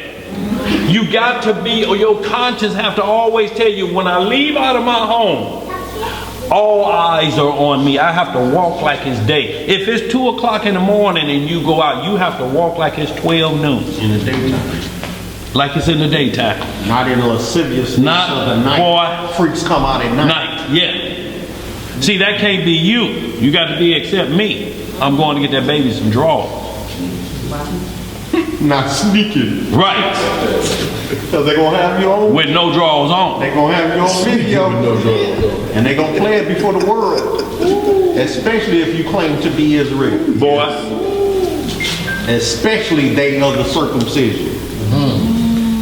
Hold that lights real quick. Give me Genesis 28, Zed, real quick, or Ariel. Right here what I wanted about. Verse 28 and 20 of Genesis. We're going to come back to this Romans 13. This is what I was talking about. No, I said Genesis 30 at first. You said Jeremiah. No. I think you said, well, maybe Jeremiah threw me out. It's still in the book. I thought I said Genesis 30. No. Not at 35. That was at 30. It's up there. Okay. It's up there. Y'all, that's that sometimes kicking in until I finish this soup. I'll be back on point in just a second. He's super you up. Right, super me up. Genesis. See, I was just messing with y'all again. Genesis chapter 28, verse 20. What it say? And Jacob vowed a vow, saying, if Yahweh will be with me, and will keep me in this way that I go, I will give me bread to eat, and raiment to put on. So we see what he's asking the Most High. He said, this is the deal I'm gonna make, so can we make deals with the Father like this? Look, Lord, is what it is that if you give me bread and raiment, you make sure I be clothed, I'm gonna do the side of the spiritual side. I just need you to keep this covered up so I can do the work. You know, if you give me bread, but bread comes with certain things. Let's read what else he had. Go ahead. Verse 21. So that I come again to my father's house in peace, then shall the Elohim be my power. So he said, baby, you walk this, I just got to come back to my father's house in peace. Yo, the whole thing, if we looking at war soldiers right now, you're a warrior, but you have to learn peace. Right. You have to learn long suffering. You have to learn what a true warrior does. He just don't show his skills every time he hear an argument go. Right. He gonna keep cutting his brother's head off. Because that's the type warrior, everybody's an enemy to you, or everybody that challenges you, that's striving to debate, you're going to cut them. It's a time for everything. And a season for everything. Everything, but when you understand it from this perspective, you know when to pull your sword. Right. And some people say, my sword ain't been out of its sheath since I put it on. Do that make you running with your sword in your sheath? Or do you just looked at a situation, you can just look at somebody and they say, well, he got that in his sheath. And it don't look like he's scared to do it. He ain't trembling, you know, because most people, if they scared, they're going to have the gun already out, trembling with it. That's a horrible sight, too. It's dangerous, too, because bullets can just start firing. Waving it. Right, and turn like everybody. No, y'all, what we're talking about is they see you as peaceful, but he told us, sell your coat for a sword. It's like, he's not going to send you out there unarmed. He don't want you. He's not saying, I'm not going to send you among wolves. And there's something still called self-defense. There's something still that you may have to get somebody up off of you. But you do it to the point that where you just didn't have no choice, me or him. You know, but he come for my life. So y'all, we have to understand these things, not that you want to be and talk about, I wish somebody would jack me. You ain't ready for jack artists, and you talking about, I wish they would. You're vowing a vow? Yes. You finna be caught up. Here you is in it, talking all that noise and doing a scratch off. Somebody up on it. And they walking right up on you. You wished you snatch the scratch off. You strapped. And you strapped. And couldn't get to it. Couldn't get to it. Now he shoots you with your strap. Distract. And take your scratch off. Right. Oh, hey, that's bad. Where we at? What else is saying right here? And that's 28. Verse 22. And this stone which I have set for a pillar shall be Yahweh's house. And of all that thou shalt give me, I will surely give the 10th unto thee. So this is a Melchizedek order, because Jacob under Melchizedek, he's not ordered to pay 10% like these Hebrew camps is doing today. This is a volunteer, ain't it? Right. You be with me, I'm going to give you a 10th of everything. I just need to see it, Lord. And he didn't ask for supernatural power to be knocking people out. He just said, I just want to eat and have some clothes on my body so I can spread this word. And Lord, okay, that's I can believe. But that was a said, then I will give you a 10th. That's free will, ain't it? Yes. So everywhere you read in up until the brothers coming out of Egypt into the schoolmaster, everything was free will offerings. Right. But you make a vow to the Lord. That's a different thing. That's Deuteronomy 19. That's Deuteronomy 17. That's if you vow a vow to the Lord and defer to keep it, he say, it'd been better that you had not been born. Don't make no deal with me like you think you playing with Satan. Right. You tell me something you gonna do for me, you better get to doing it. Because I'm gonna reward you. I ain't playing no game like Satan playing with you. That's temporal. All he doing is giving you a house in Beverly Hills till the fire come that I may send there and burn it up. You still gonna be out of luck with him. And he already told you we can't win. What you got, bro? Don't make deals, he made covenants. He made covenants. Absolutely, bro. Yeah, and that's different from deals. The deals is not, they fluctuate, they move like sand. But right. Like your house on sand, you make it a deal, because whatever they feel, that deal can go away. Go away. The covenant is firm, it's written down. Yes. It's resolute. Yeah, and look. You know what I'm saying? You either keep the covenant or you don't. And look, he put a pillar there. That's the seal he talking about, the covenant. Put a pillar there and the Most High name, okay, we're going to call this Bethel. Yeah, right here. This what me and you made that deal at. So any of us want to go back to it, we should be able to go back to the stone he is right there. He sealed the covenant right there with that. Landmark. So y'all, I just want to get that to show, we always talk about make a deal with the devil. Make a deal with the Most High with your soul, but don't cross the line. Don't bite off more than you can chew. Amen. Just so who you think you're going to impress by that? I told the Lord, if I ever sin, do this to me. If you ever sin, do this to you. Let me get out of here before I be charged with your death.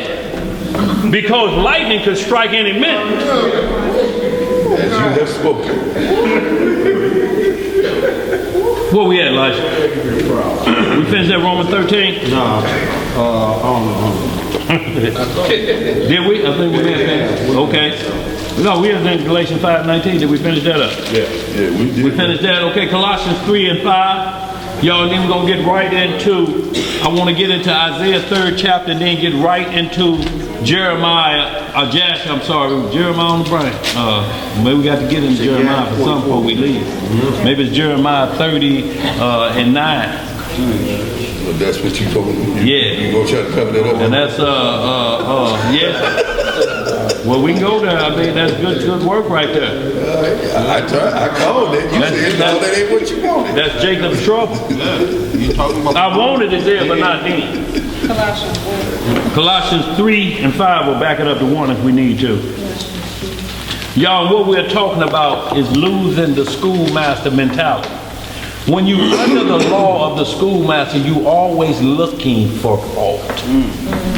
Under the order of Melchizedek, this conscious order, you're looking to correct faults that don't show in the flesh. So no matter what they're looking for. Shalom, y'all.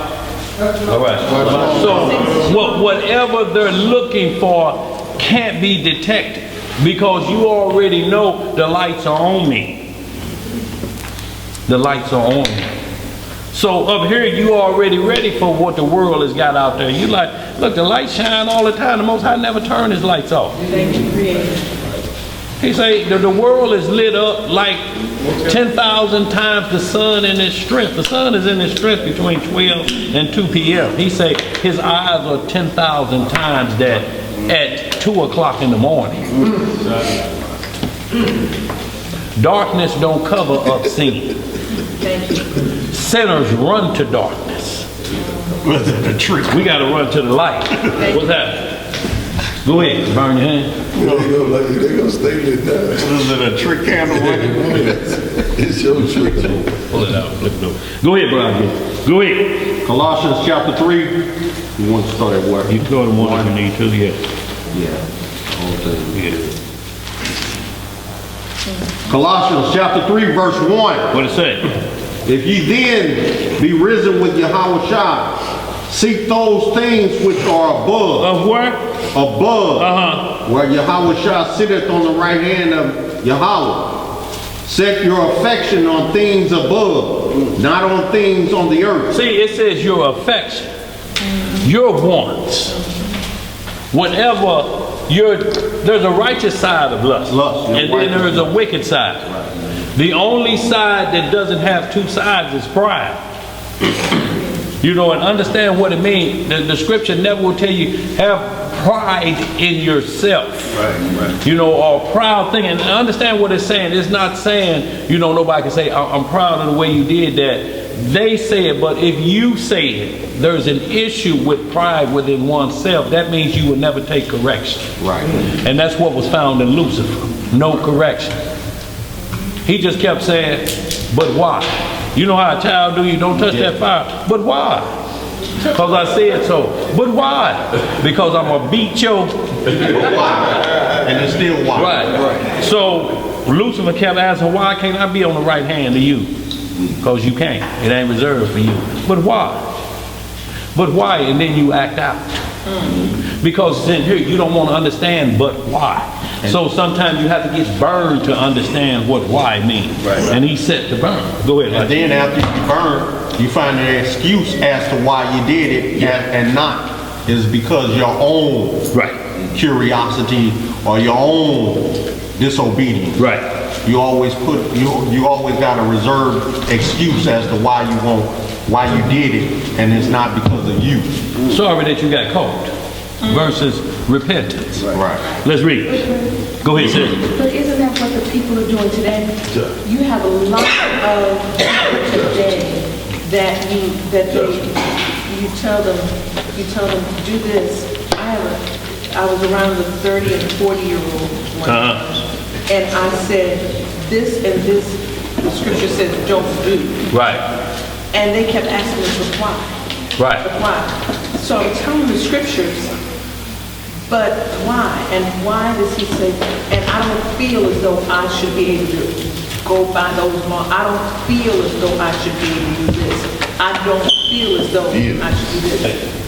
So today, they have that same mentality today. But why should I do this? And why should I do that? Today, it's like you show them scripture, you show them the purpose, you tell them what the Creator says, but then they still have that, but why? Because they don't want to abide by obedience. They want to it's like a disobedient child want to push the envelope as far as they can push it. You know, without consequences behind it. That's right. You know, there's gotta be some loophole in here that allows me to do what I want to do. Yeah, that's what they're looking for. You know, and parents that feed that kind of stuff, those are the type of children that grow up to say, hey, I'm my own person, I do what I want to do, and I stand accused of my own consequences. You can't tell me nothing. Right. I'm my own person. I do as I please. Right. I'm grown. But see, they take the Most High completely out of it because they feel they don't know the Creator and don't feel they've been created by Him. Right. So therefore, there is no judgment for them in this equation. So they refuse to know it. That's why He says, my people are destroyed for lack of knowledge because they reject it. That's right. We will hide it. You can show us all day long, but if it means I cannot do the lust that I want to do, that the flesh is bad, I don't want to hear that. Miss me with that. You telling me I can't have fun no more. Right. That's exactly. And you call that fun? Look, you just got bailed out, and you smiling? That ain't fun. You say it's just entertainment when I go gamble. But the light talk, that's not fun. That's fun for the flesh. See, because the flesh is having a good time. There's drinks being had. There's waitresses in skimpy dresses. See, all that's the flesh till you get back home and wake up the next morning and pat your pockets. Why does the morning do that? What you got, Theo? These same people who do these things, they still want the Most High to deliver them. They want the benefits of the covenant, but not the accountability. Absolutely. They don't want the work. They want him to be what he's supposed to be, but they want to do what they're supposed to do. Yeah. They want to do it. Right. I want to just go to heaven. I don't want to have to do no work to get to heaven. Right. Let me just get in. Right. How is it everybody that dies in heaven looking down? I ain't heard of nobody saying that Negro in hell. Right. Nobody. Everybody that made it to heaven. You got to do nothing. That case, then why you keep any of us? That's why Christians. Why do you keep any of us, man? Because if you get the nitpick, the one you choose. Right. Colossians chapter 3, verse 1. It's just what it is, bro. Like you say, pick and choose. Right. Let's get it. Verse 3, I mean. Okay. For ye are dead, and your life is hid with Yahweh Shai, Hamashiach in Yahweh. Right. When Yahweh Shai, who is our life, shall appear, then shall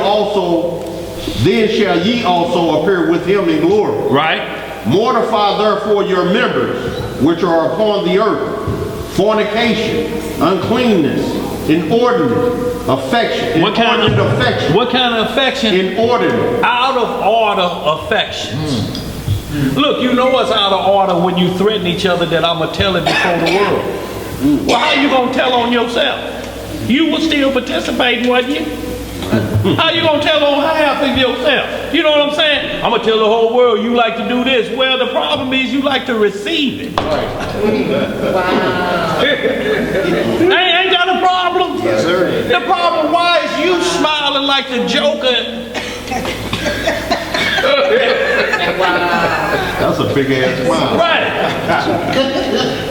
And you saying you in the wrong. You in the wrong. No. For what he did to you. Wow. Let's read some more, guys. Inordinate affection. Right. Evil concupiscence. Right. And covetousness, which is idolatry. Evil concupiscence.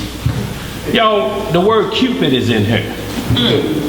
That was just tied to a day they just had it on the 14th, wasn't it? But now they pushing a mad move called the 13th day of February. Y'all know what that's for? It's a side woman. That's 15, man. Huh? Well, no. He should know.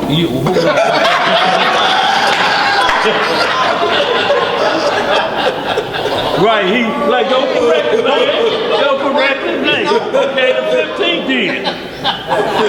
What he said.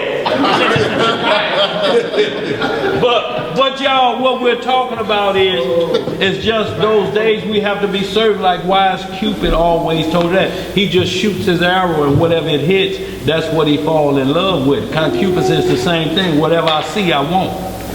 Whether it have 2 legs or 4. 4 legs, and if it don't belong to me, belong to somebody else. Cupid, shoot me in the rear. Ain't y'all ever see him shoot them right there, and then them heart things start popping up, and they go and have their way with whatever.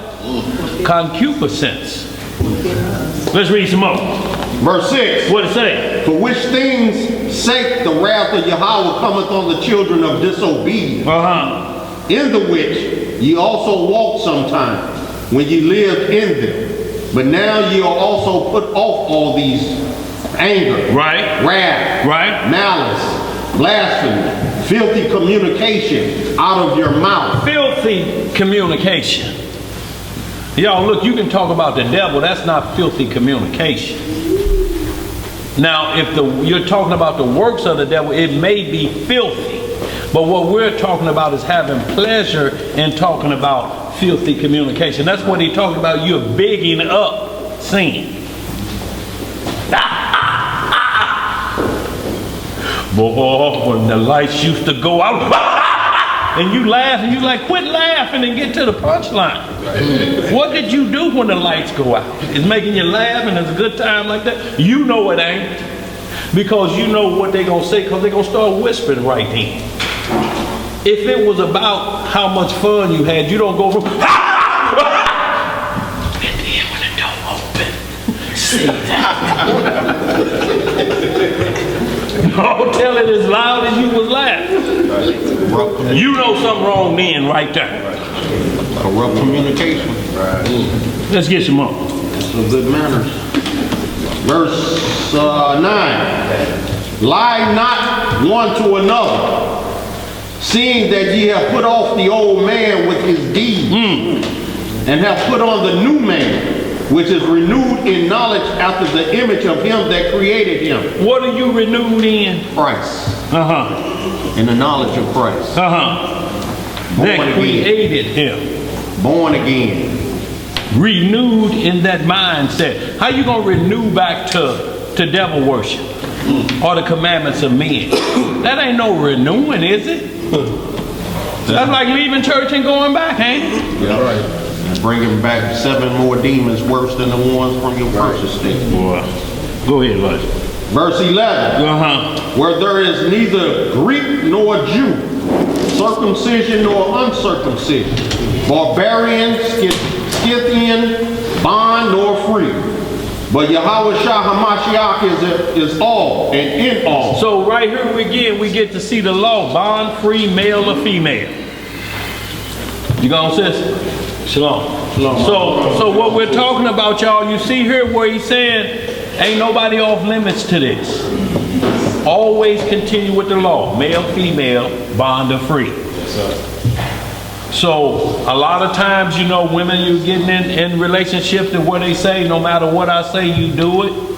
If you believe that, then you believe at judgment day you're going to get to point to him. He made me do it. Hell, if we can't say the devil made me do it, what you think Earl made me do it? And you going to get away with it? No, that ain't never happened in history of when we reading about this. Eve got punished, didn't she? Yeah. She tried to blame. Sarah got punished, didn't she? Everybody gets right. Most High is righteous in his judgment. And Miriam. Yeah. What she did, same thing. Yeah, immediately. So it wasn't like he said, I'm going to punish the head. They got theirs. Even Aaron didn't die for the molten calf. So some of his sins are open before the judgment, where others follow thereafter. In Numbers, it tells us, 25, I believe, it tells us, he said, Aaron, get up to the mount and die for what you and Moses did at the waters of strife. Now, I want y'all to think about all of what Aaron was doing, all the good work, and not even that, but to make the golden calf. That wasn't what caused breath to leave his body. But you sanctified yourself. I didn't give you that power for you to be big-upped. I gave you that power. Listen to what's being said. I gave you the power. That wasn't yours. And you're going to make the children of Israel think that y'all got juice like that. Now, what do y'all think about right now, these camps making men think they got juice and they ain't got nowhere near no power like this? Ain't never thrown down a staff.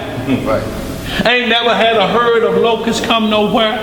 That's why all these things are being exposed on them to show the masses that these cats ain't these cats who they claim to be. Right. That's why they going to jail.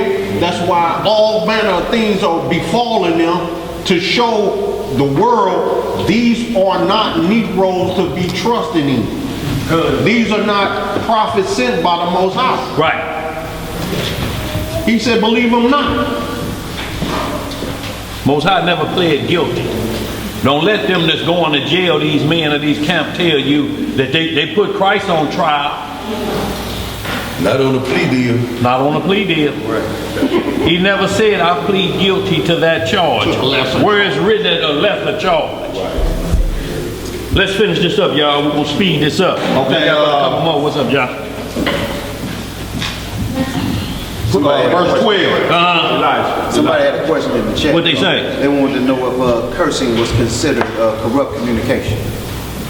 It all depends on if you understand what corrupt communication proceed out of thy mouth unless for the use of edification. Right. Sometimes you have to go to the lowest, to the belly of the beast. Yes, sir. To get someone to understand this righteousness. And if that's all they know is the belly of the beast, sometimes you got to become low to bring them up. Right.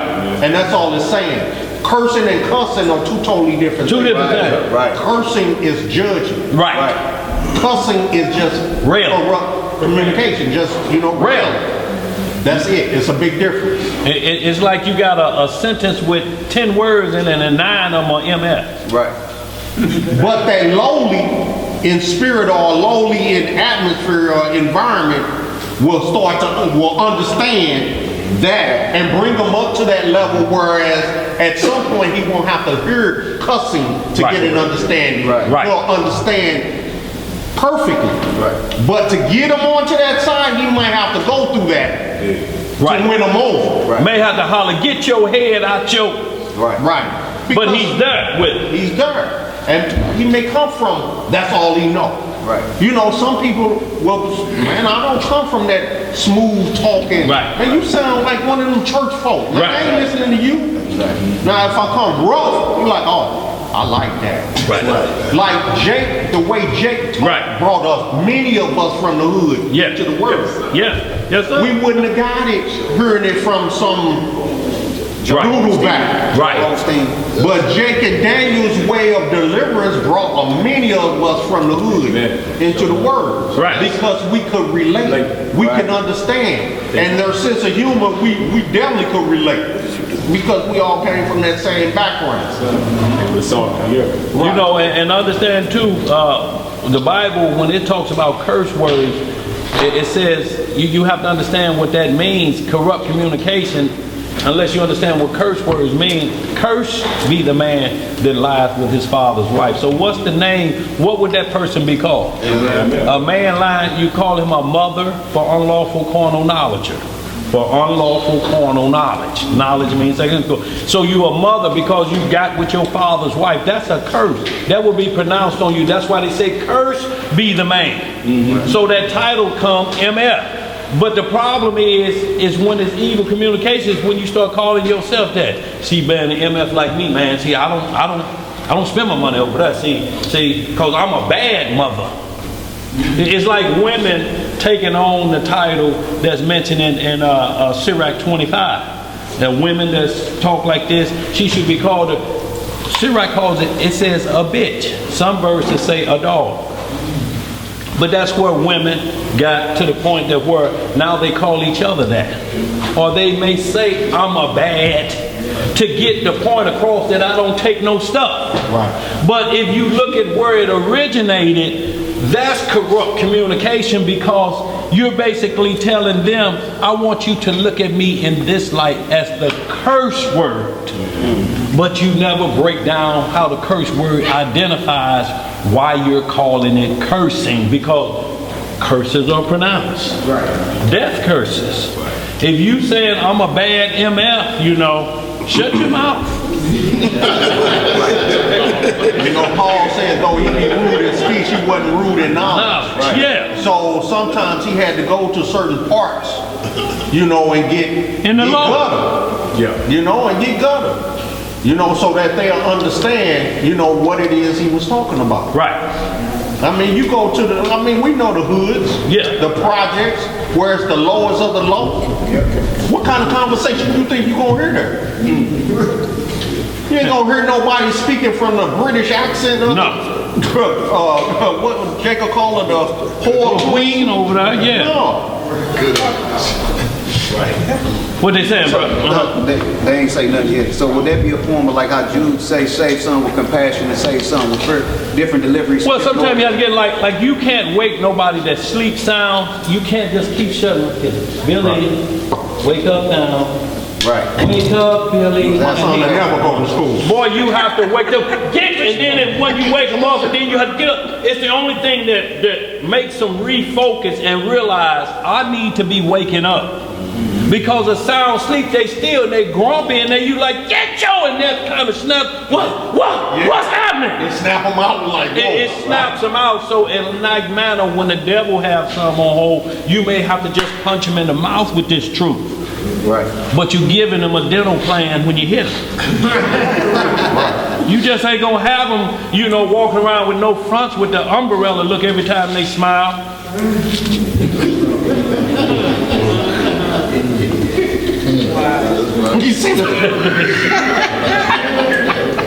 So you want to be, like I say, always build them up. You always see Paul next thing, and I built them up.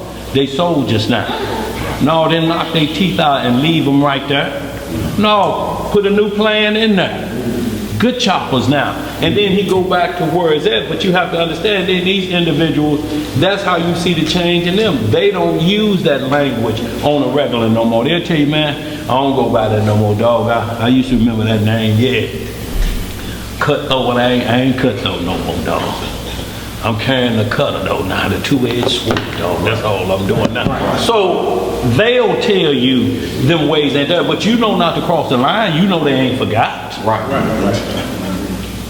About how to get at you that way. Right. They're just trying to move away from it. So understand what cursing is. Once we understand cursing according to the Bible, curse be the man that do this, curse be the woman that do that, then those are curse words was labeled onto it. Like the man that wouldn't go to his brother's wife to give him seed. They say he's known as the man to loose shoe. Y'all think about that. Man, here come this old loose shoe nigga.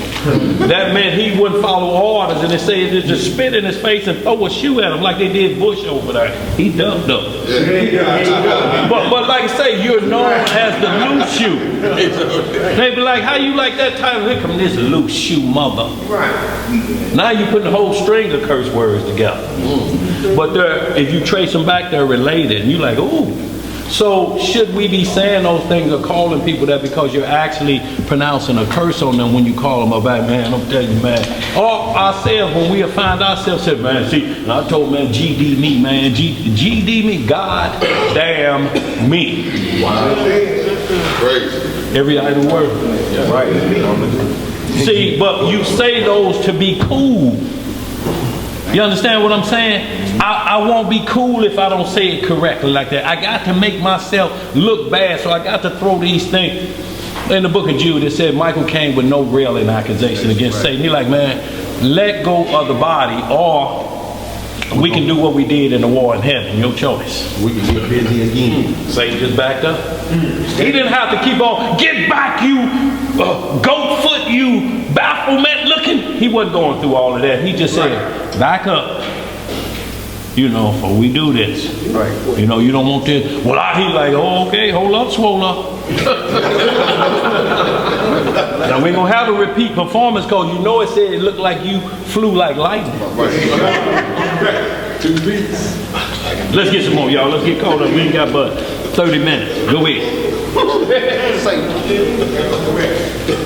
Verse, Where you at, Elijah? You in Colossians? Okay. still in Colossians 3. Right. Put on therefore, as the elect of Yahweh. As the what? Elect. See, you got to look at yourself as being chosen by him and you want to represent him. Amen. So you have to look at yourself as like the elect. How you going to look at like the elect, but you playing the game of Satan? All of the fruits of the flesh, not the fruits of the spirit. Let's read some more. Put on therefore, as the elect of Yahweh, holy and beloved, bowels of mercy, kindness, humbleness of mind, meekness, long-suffering, forbearing one another, and forgiving one another. If any man have a quarrel against any, even as Christ forgave you, so also do ye.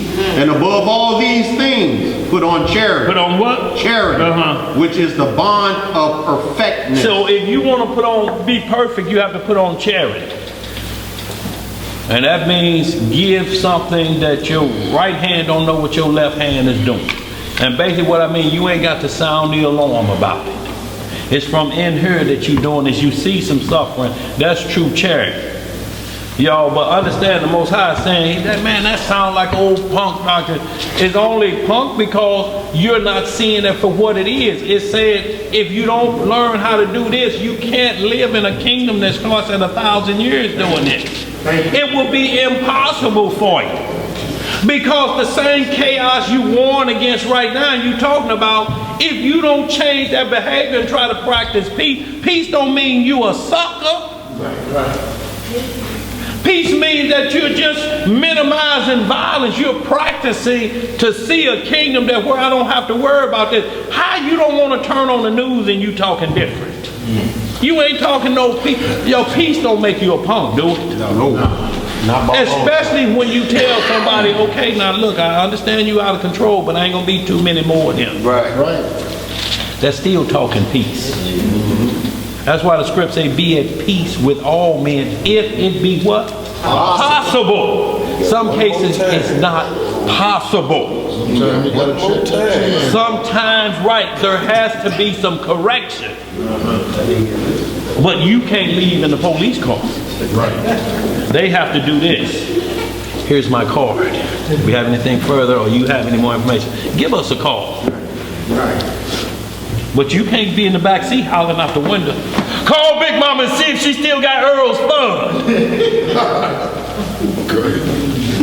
That's the problem. Go ahead. Verse 15. And let the peace of Yahweh rule. Did you get 13? Yeah, you did. Okay. Let the peace of Yahweh rule in your hearts. Let the what of Yahweh? Peace. To the which also ye are called in one body, and be ye thankful. Let the word of Hamashiach dwell in you richly in all wisdom, teaching and admonishing one another in psalms and hymns and spiritual songs, singing with grace in your hearts to the Most High. Right. And whatsoever ye do, in word or deed, do all in the name of the Lord Yahweh Shah, giving thanks to Yahweh and the Father by him. So we can hold that, y'all. Let's just move right to it, y'all. We're getting to the heart of this. Isaiah 3, and then we're going into Jasher 44, y'all, to the meat of the subject, what I want to get to. And what we're talking about is being in the heart and in the government, and you get accused by higher authority, y'all. But what I want you to see, though, is what we're talking about is woe to the lasciviousness, because there's spirits out here, y'all. There's spirits going to be released, y'all, that's looking to pound on the flesh that serves lust, y'all. And we're not just talking about men and women. We're talking about desires that make you lust after somebody told you you was a man trapped in a woman's body. And you listen to him? Right. Somebody told you these things, and what you're trying to do is you're trying to figure out who's at fault here, me or God. He made me. The problem is y'all keep judging the flesh. Right. You're only talking about the flesh. When these people are talking that, look, what is the term, what does homophobic mean? You what? Scared of a homo. So what identifies that? I mean, I'm saying there has to be some language you throw out them to make you fear that you're scared of this individual. You don't want to be around. I mean, but so if you throw a scripture at them, if you say Romans 1:20, if you say Leviticus 18, does that make you homophobic? No, but to them, to the world, it is. Right. So if they go in the church, the Bible say, well, God say don't judge no man. We never said we're judging you. Right. We just reiterating what the Most High has said. That's right. That's love. Right. That's love. That's true love. Because the bottom line is seeking another's love. And what they're gonna do, they're gonna always tell you what you're doing. See, so that's how you know they know it's wrong. Right. If they didn't, they wouldn't combat you with what you're doing wrong. And you doing this. Well, you doing that. So what you acknowledge is that what I am doing is crazy. Because if it wasn't, you wouldn't point to something you see me doing. The problem is when you tell me what I'm doing, are you bringing it with correction, or you just showing me the error of the way so both of us stay on this side of the coin. You do your thing and I do mine. But you'll find most of the times that when they compare you doing to what they're doing is basically nothing. Because they'll say, well, you drinking the devil's potion. You drinking. Right. Or you smoking. Right. Things of this nature. Right. But they're not bringing any law breaking. Right. They're just bringing, a fleshly judgment. Right, because drinking ain't illegal. It ain't illegal. Anything in excess is illegal. Right. According to the Most High. Yes, you sir. eat too much. Yes, sir. Right.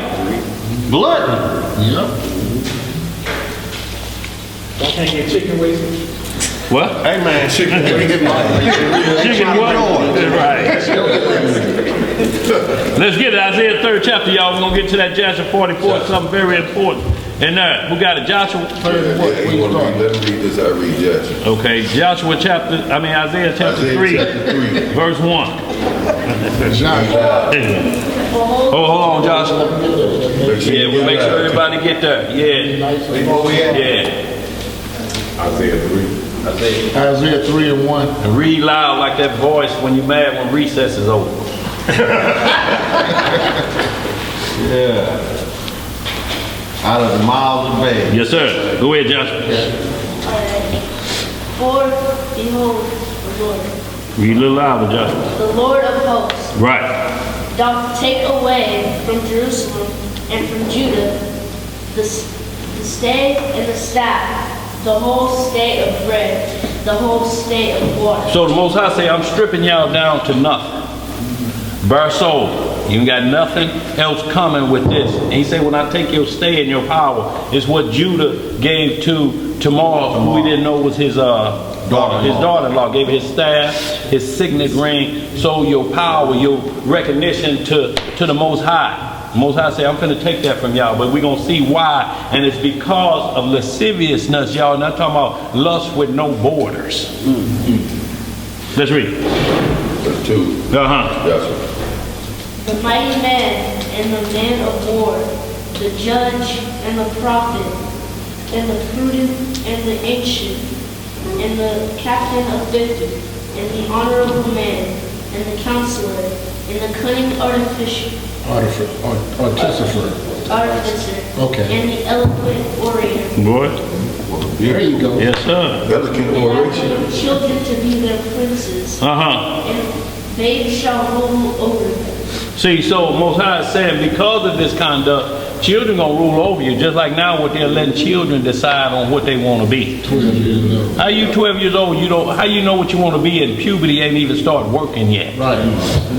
That's going to be a change of mind, and you talking about getting rid of these children parts, and they don't even know who they are, barely can tie their shoes. Go ahead, John. And the people shall be oppressed, everyone by another, and everyone by his neighbor. And the child shall behave himself proudly against the ancient, and the base against the honorable. And see, in the base against the honorable, the base is the lowest person on power. That's what they call base. Yes, sir. The lowest on that against the honorable. They talking noise. This is coming, y'all. So the peasants are rising up against the ones in power. Yeah. Talking big noise. Big noise. Go ahead, John. That's it, too. When a man shall take hold of his brother in the house of his father, saying, Thou hast clothing, be thou our ruler, and let this ruler be under thy hand. In that day shall he swear, saying, I will not be a healer, for in my house is neither bread nor clothing. Make me not a ruler of the people. For Jerusalem is ruined, and Judah is fallen, because their tongue and their doings are against the Lord, to provoke the eyes of his glory. To provoke the eyes of his glory. To look at and say, this my bride. Boy, it's heifer. Here. Control. See, and this on the spiritual level, so it's talking about the whole house of Israel. This male, female, free and bond is talking about. If it's just being promoted to you as the behavior of physical women or the flesh, your mind is still in the schoolmaster. You think this is flesh. Before it gets to a woman or a man's flesh, it has to start in the consciousness. Let's read some more, Josh. The shoe of their countenance doth witness against them, and they declare their sin as Sodom. As who? Sodom. Sodom. They hide it not. They do what? They hide it not. Woe unto their soul, for they have rewarded evil unto themselves. See, they have rewarded evil unto themselves. It says the show of their countenance does witness against them. Look, the countenance, because it's the consciousness. The flesh reacts to the to the consciousness. The flesh does what the consciousness, whether it's right or wrong, but you can tell when somebody is troubling somebody. They distant, they looking up. Man, what's up? Oh, it ain't nothing. It ain't nothing. You're like, man, what's up with dog, man? So your countenance is going to show. That's why he always talks about a proud look. If you're smiling like the Joker and you done committed mass murder, see, that's evil. That's to the point that where we say he has no what? No conscience. Look into his eyes, they're dark. There's nothing there. Let's read some more, Josh. Say ye to the righteous that it shall be well with them, for they shall eat the fruit of their doings. Woe unto the wicked. Yes, sir. It shall be ill with him, for the reward of his hands shall be given him. As for my people, children are their oppressors, and women rule over me. O my people, which they lead, cause me to err and destroy the way of thy path. Boy, you're reading like a scholar. The Lord standeth up to plead, and standeth to judge the people. And see, the Lord is not pleading with you to do right. He's handing out cases. That's what pleas are. Don't you ever seen anybody decide on a plea deal? They still handing out judgment, ain't they? You're still pleading. He said, y'all got to plead. So I'm going to plead with y'all from this. I'm going to give you this. I'm going to give you this if you turn back. But he's not saying I'm going to reward you for this evil wickedness you doing. Y'all finna get a plea deal. Y'all either accept it, because you're going to have to accept it. David had to accept a plea deal. When he numbered Israel, I'm going to give you a choice, David. 3 years of this, 3 years of this, or 3 years of that, for this. David said, I'll take the 3 years of that. There was some hard. Thank you, Lord. There was some hard choices, because he's telling you, one way or another, I'm finna punish you for what you did. And you the king. So I really got to get on your head, because everybody else will be doing it. So when he's handing out plea deals, the Most High tells you, just like he told Nathan, Nathan, go to him and tell him this prophecy. I know where his heart is, and I know how he make judgment. David, man had a ewe lamb. This other man took it. And he had 1,000. What you do to that man? Cut his throat. I kill him. Do you know where he is? What's his name? He said his name is King David. He's like, no. That's who I saw in the mirror this morning. Yes, that very same one. That's the one. So you say, kill him, huh? Okay. And the first thing he said, truly the Lord's eyes and ears are everywhere. But we don't have a repeat performance of David doing that, do we? Nope. Nowhere. No repeat performance of it. Go and sin no more. But it troubled him for the rest of his life. Yeah. And this is what I'm talking about, things that fall on your children. Because they have to hear about his dad. Right. Yeah. You don't want to hear that, man. Nigga, your daddy ain't perfect. A lot comes with that, y'all. Let's read some more. The Lord will enter into judgment with the ancients of his people and the princes thereof, for ye have eaten up the vineyard. The spoil of the poor is in your house. The spoil of the poor is in here. You done took from poor people. How you gonna double and triple tax on Israel and they already suffering? The church was doing them like that. Pass the fun and just keep on, and the choir keep playing until the place is satisfied like he wanted.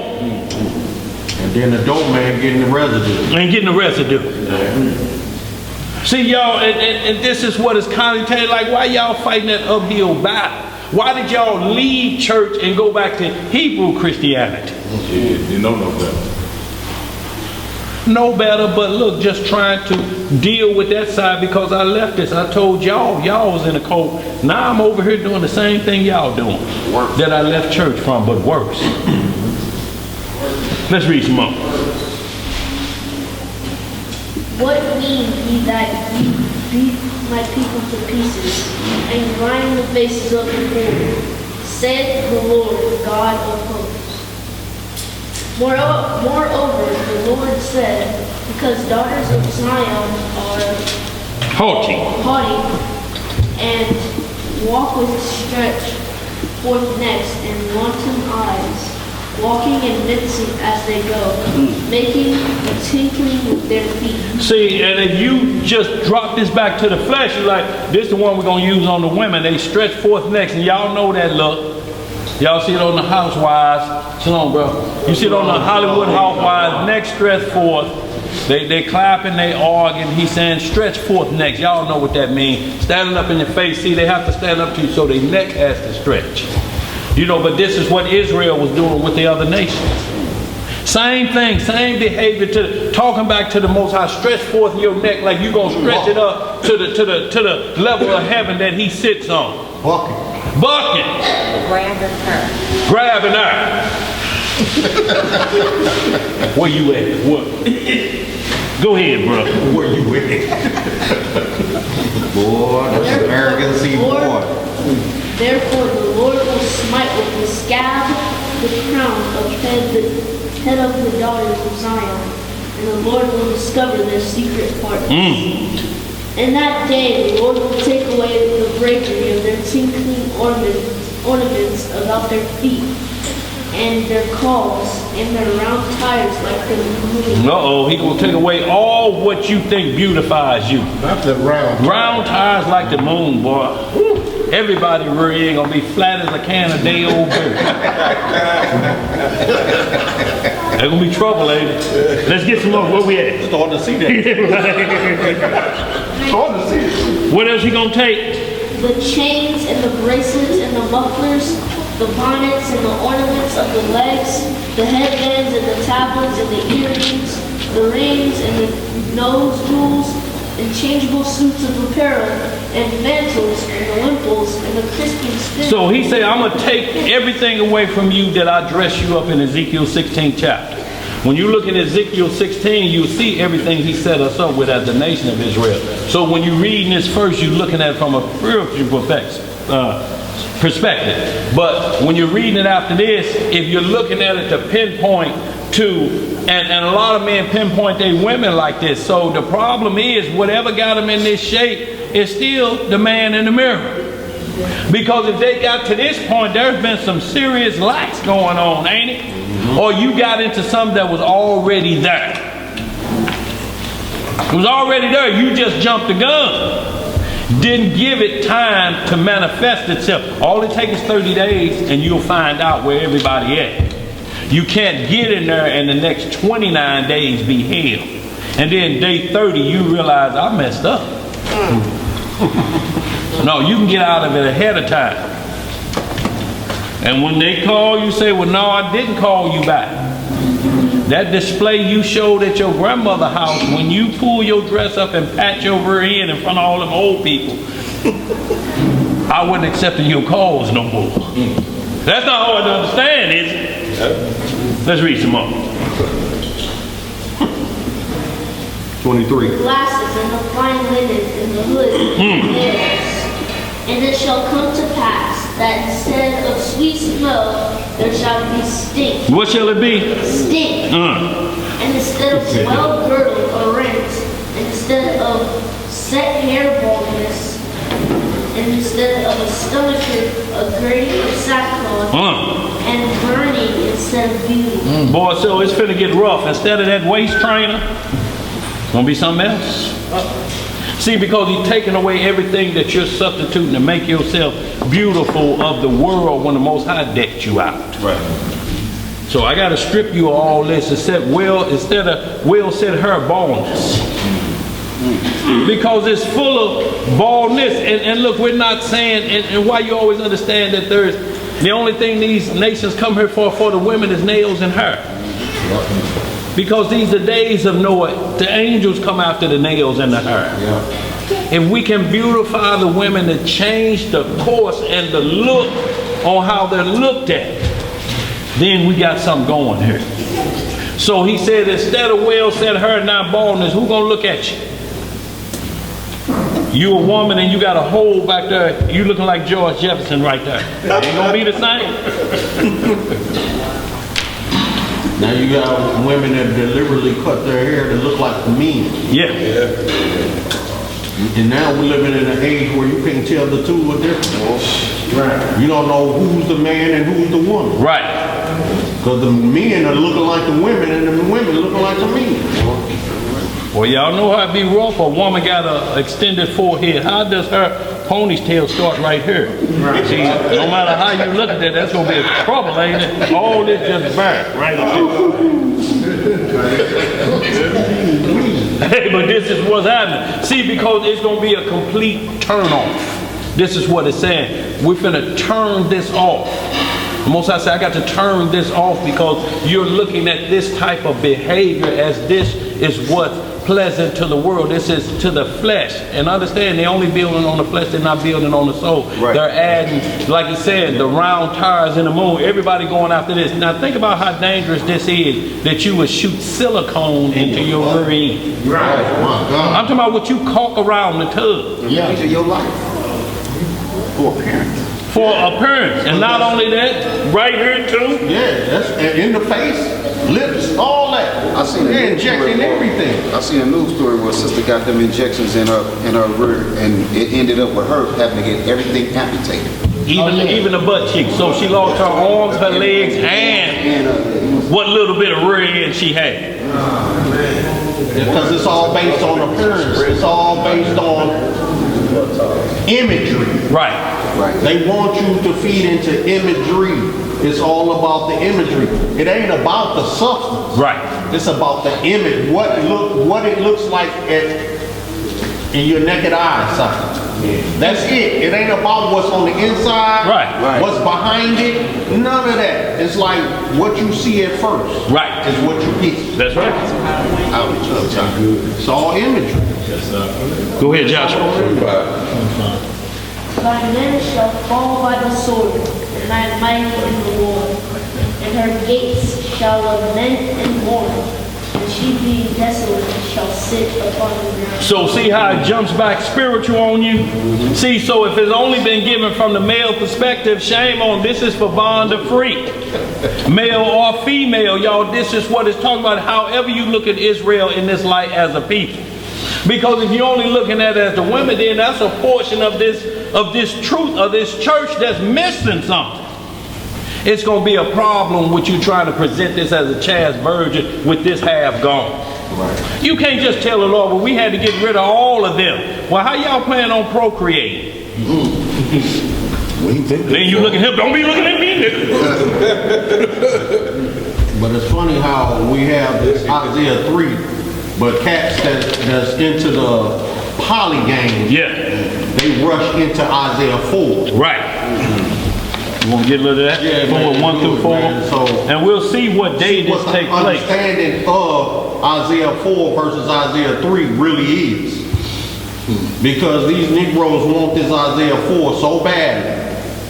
But they get to Isaiah 4 and then they claim they got Isaiah 3. Yeah. Winning. Yeah. It was Isaiah 4 on the other side of midnight when the Box Spring Symphony was playing.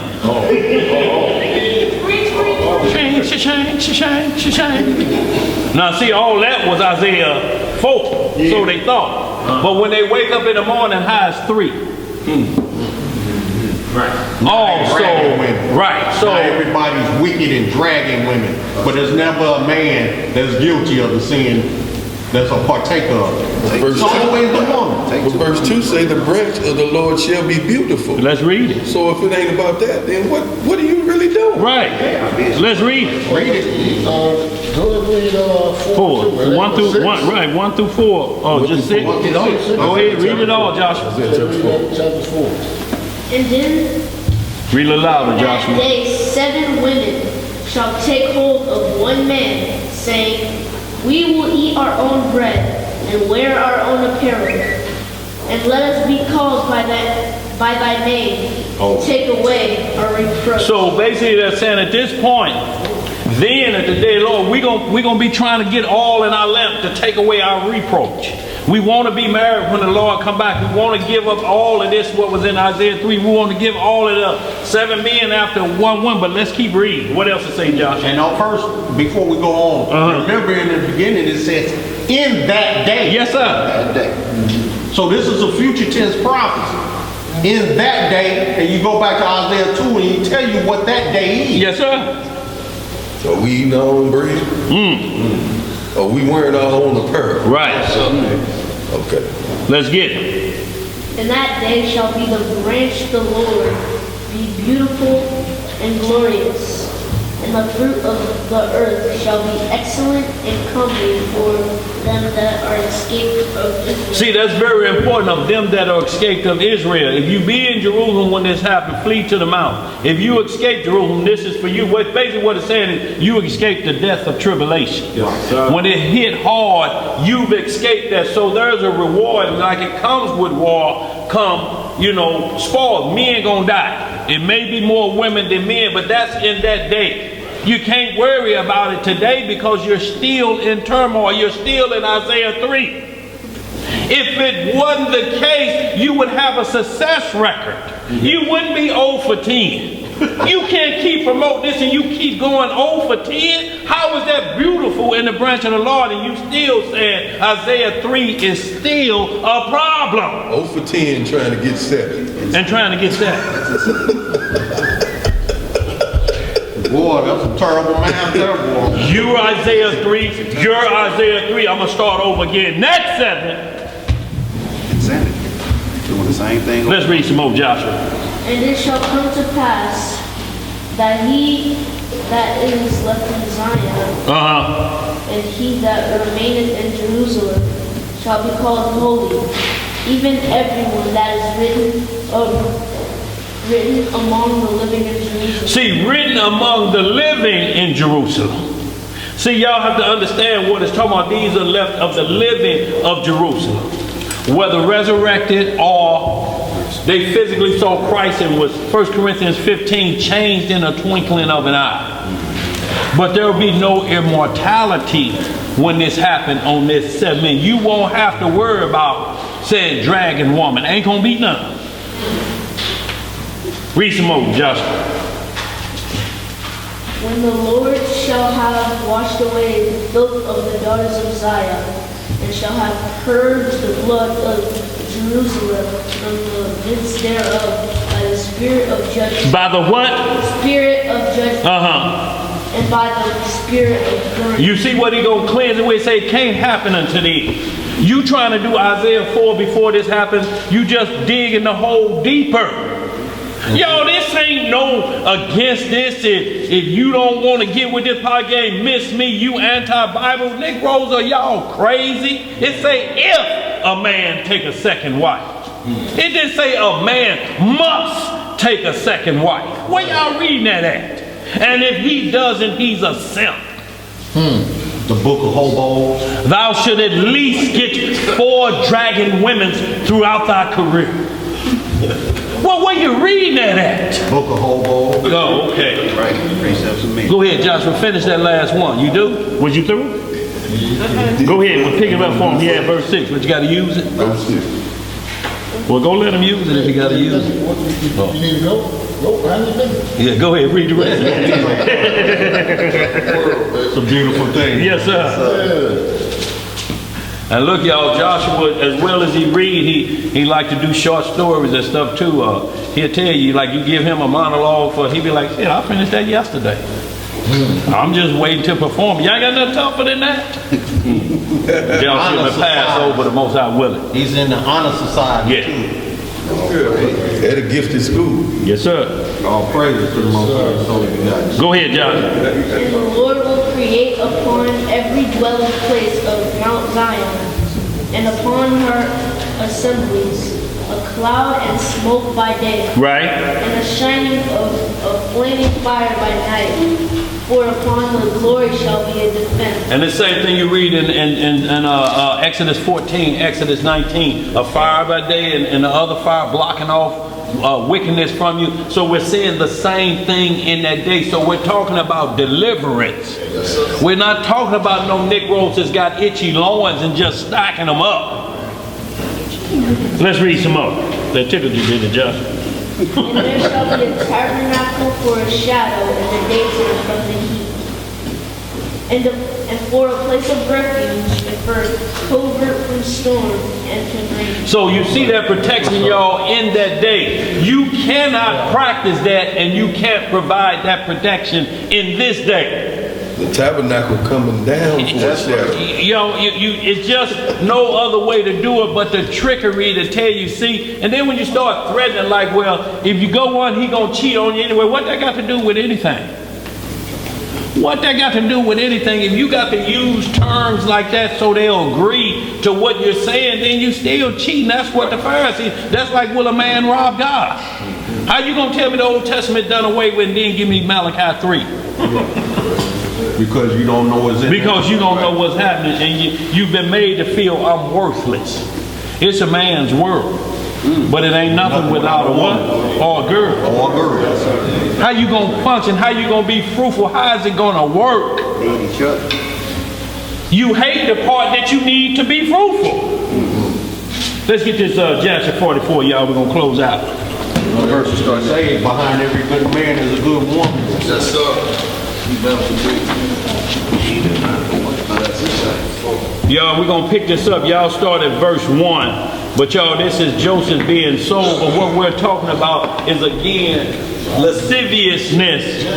Look, and I'm talking about, y'all, it's going to come when the whole world is offered to you. Y'all have to think about this. It's going to come when the whole world is offered to you. You're in a hot place and they're going to say, well, look, let's do this and we'll fix it. We'll do all of this, y'all. And what we're going to read, y'all, if y'all get a chance, Michael Jackson did a video called Remember the Times, and this is basically, if you get a visual of that, and then we see here, you'll see exactly what we're talking about. Because Eddie Murphy playing Pharaoh, and Iman playing Nefertiti, or the Pharaoh's wife in this story we're about to read. And you'll see what she's doing, so you know they got that straight out of the book of Chaste. He read this just like that because Michael was playing Joseph in the video. He's playing the chosen one.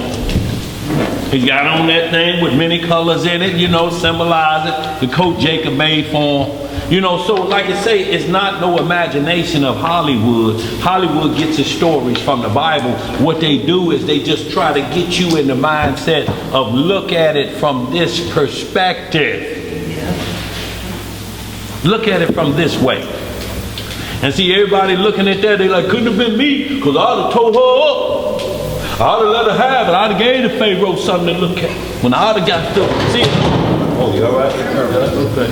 So y'all, those things that our mindset, that's why they show it to you in videos like that, so that you want the other half of that. Nigga must be a punk. Oh, that makes you a punk because you don't want to commit adultery. Right. No. And it has nothing to do because he's an uncircumcised heathen with that dark skin. Let's get it, y'all. Genesis 44. Let's pick it up right about.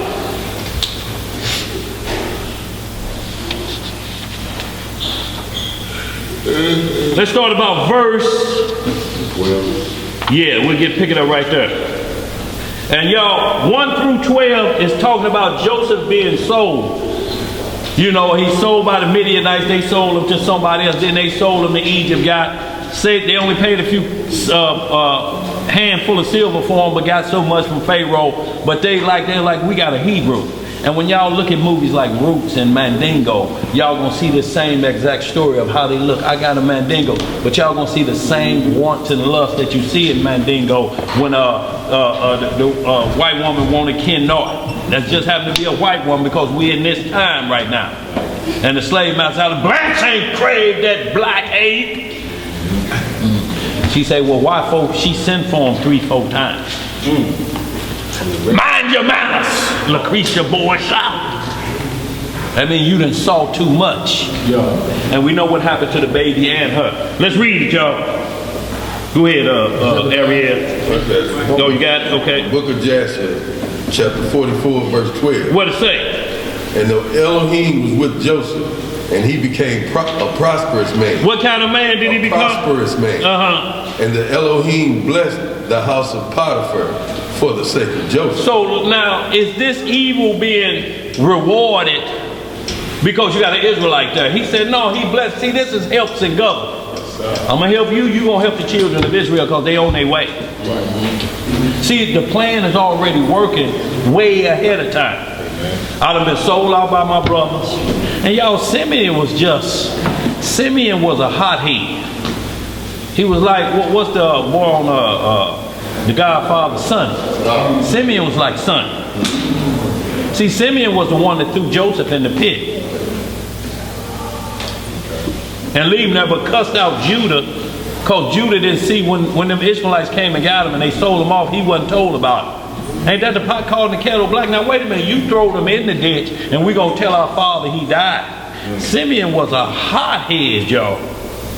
Let's read some more. Where we at? Verse 13. What it say? And Potiphar left all that he had in the hand of Joseph. Y'all see this? Turned over everything into the hand of Joseph. See, this is what we just read in Romans 13:13.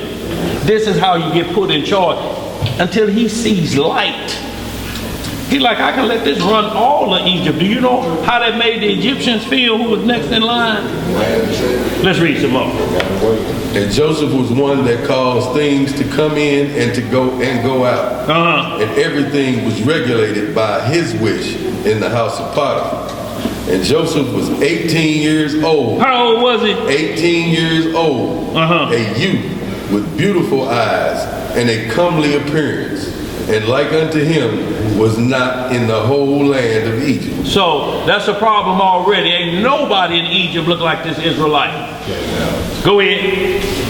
At that time, while he was in his master's house, going in and out of the house and attending to his master, Zillica, his master's wife, lifted up her eyes toward Joseph.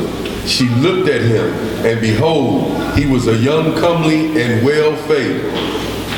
And she coveted his beauty. What did she do about her beauty? She coveted his beauty in her heart. And her soul was fixed upon Joseph. And she enticed him day after day. And Zillica persuaded Joseph daily But Joseph did not lift up his eyes to behold his master's wife. Y'all see this? This is Job 31 all day. He done made a covenant with his eyes. I'm not going to look up at you. You sure fine. You say you a Hebrew? Why you built like that? Ain't none of these Egyptians built like that. Ooh, I just liked all the muscles you got. Go ahead, bro. Verse 17. And Zelicah said unto him, how goodly are thy appearance and form. There it is. Truly have I looked at all the slaves, and have not seen so beautiful a slave as thou art. And Joseph said unto her, surely he who created me in my mother's womb created all mankind. So he's just saying, you see how Joseph get that off him? He's like, look, I'm just a work of the Lord. He created everybody, you know, so I'm nothing special here. Nothing special.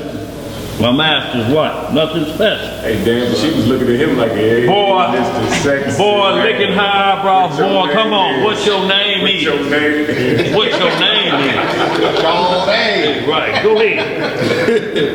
And she said unto him, how beautiful thine eyes, with which thou hast dazzled all the inhabitants of Egypt. Right. Men and women. Men and who? Men and women. Can y'all imagine this Joseph? So you got nigga. Oh my goodness, Joseph. Wait a minute. I just got you pumping iron. Hey, Joseph. Go ahead. And he said unto her, how beautiful they are while as we are alive. But shouldest thou behold them in the grave, surely thou wouldest move away from them. He say, I look good while I'm alive, but if you saw me in the grave, you wouldn't be saying that. See how Joseph keep turning it. Right. He's not going to accept that. You're not going to pump me up to make I believe that I'm worthy enough. God made me special to commit adultery.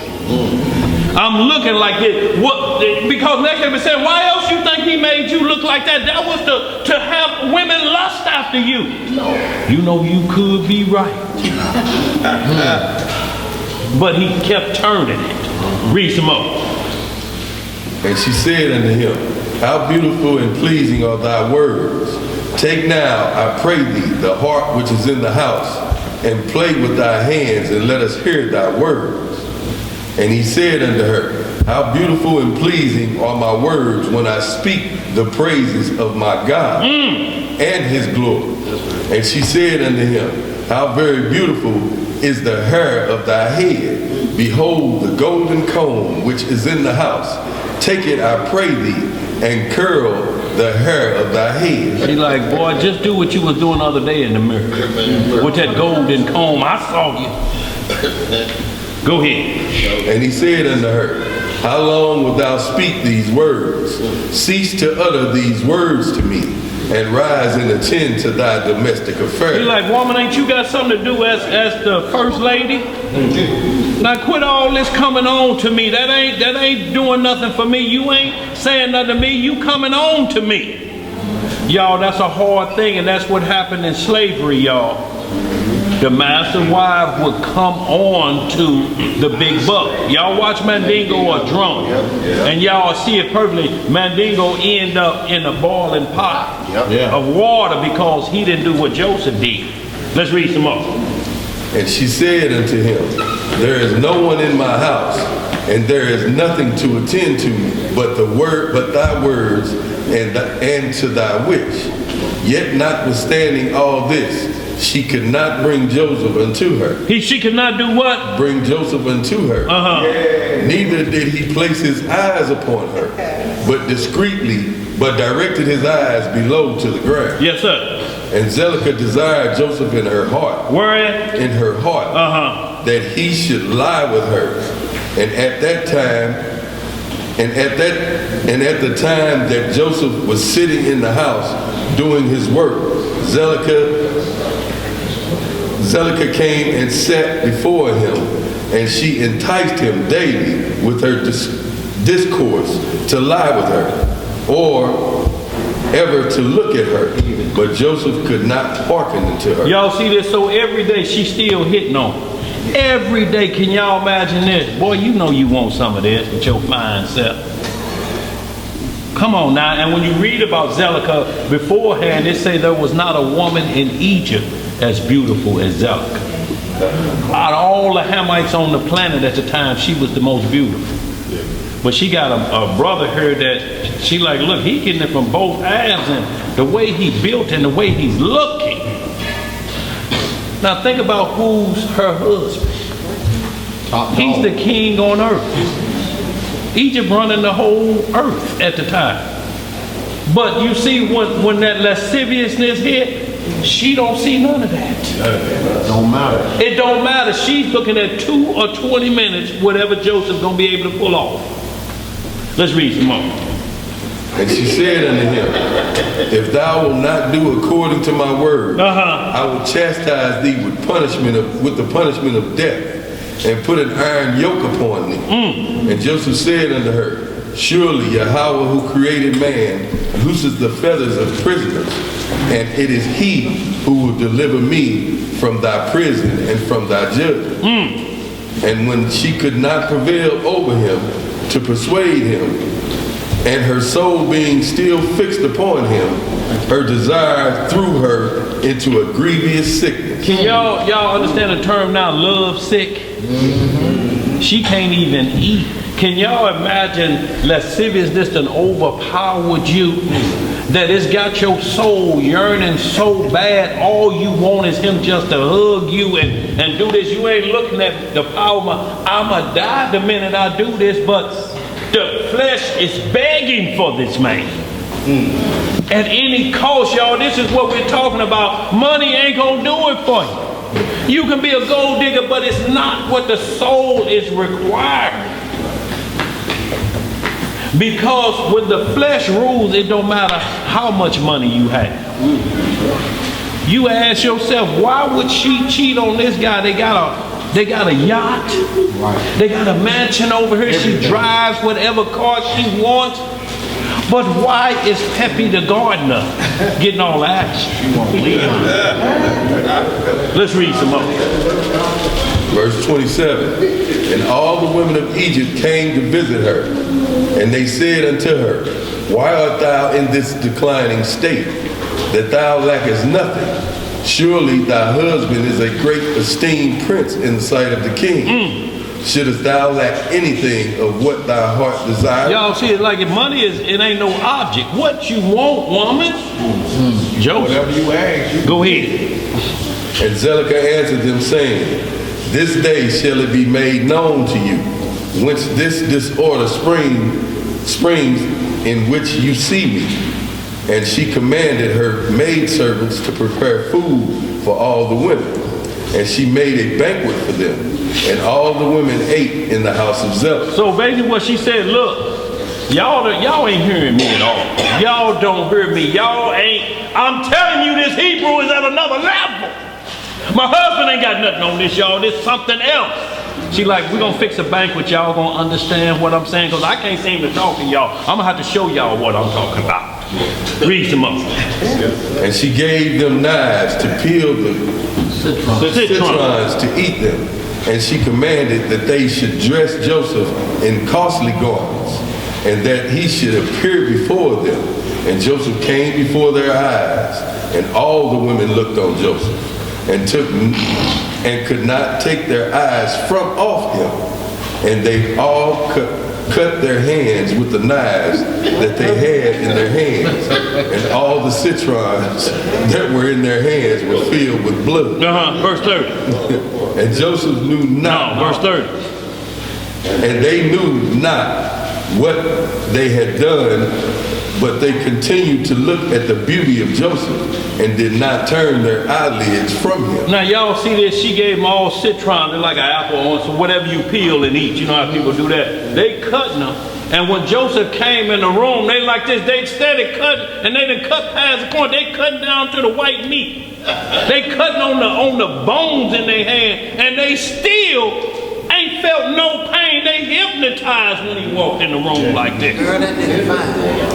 I'm talking about where you ain't seeing nothing, they just sliced it. Where you look at this, blood everywhere. She like, I can show you better than I can tell you why I'm sick like this. And so, sisters, it ain't the fact that a lot of black men go after white women. It's the fact that they coming but they coming minus Isaiah 3 if you label a woman like that. That's what brothers is saying. They coming minus that. And they are telling me the same thing Zilkah was telling Joseph. But sisters are telling she don't know you lying. You ain't Joseph. You ain't got no job. You don't work for Pharaoh. Don't work at all. It's a difference. Yeah, go ahead, bro. Read some more of this. Verse 31. Zilkah saw that they had done what they had done, and she said unto them, What is this work that you have done? Behold, I gave you citrons to eat, and you have all cut your hands. And all the women saw their hands, and behold, they were full of blood. Just had a spot of blood. They were full of blood, and their blood flowed down upon their garments. And they said unto her, This slave in your house has overcome us, and we could not turn our eyelids from him on account of his beauty. Now, how they gonna go home hands bleeding? Woman, what happened to you? What's happened, woman? You been in an accident? I seen a Hebrew. Joseph. What? Did Joseph cut you like that? No, he didn't cut me. I wanted him to cut me. He put that sickness on me. Go ahead, bro. Verse 33. What it say? And she said unto them, Surely this happened to you in the moment that you looked at him, and you could not contain yourselves from him. How then can I refrain when he is constantly in my house? And I see him day after day going in and out of my house. How then can I keep from declining or even from perishing on account of this? See, and you gonna perish because soon as your husband hear about it, he gonna get rid of you. You're gonna perish. So, and this is what we're talking about. She said, I'm love struck. She's sitting on wealth. Say anything you want, you can have. Your husband is that type, he'll give you things. She say, but I can't explain it to y'all. Let me do this. Put him in Gucci and bring him out here. Y'all see what I'm talking about? Put that cologne on him too. And y'all gonna see what I'm talking about. I'm gonna sit back in the hand cutting start. They thought it was sacrifice to Molech up in there with so much blood. But y'all, this is lasciviousness, y'all, and this could happen today. When these angels come back, y'all, it's going to be like this. This is what they're going to transform themselves into. I'm going to transform myself into what you desire personally. And we'll come at it. Go ahead. Like all them women fell for that cat that was in jail for what, murder or something? Yeah, I know you're talking about. Women going crazy over this boy, and he's a convicted lawbreaker. Right. But it doesn't matter. We're talking they lost him for that beauty. That air over that guy. That brother California? No, this that Jeremy boy, kind of light skinned with them green eyes. Yeah, blue eyes, whatever he is. He's they call him the hot fella. Yeah. But guess who got him? An heiress got him. On to $1 billion fortune. She blocked all the Negroes off. But she got control, got a baby by him, and now they at war. He a thief. Go ahead, bro. Yes, sir. What it say, bro?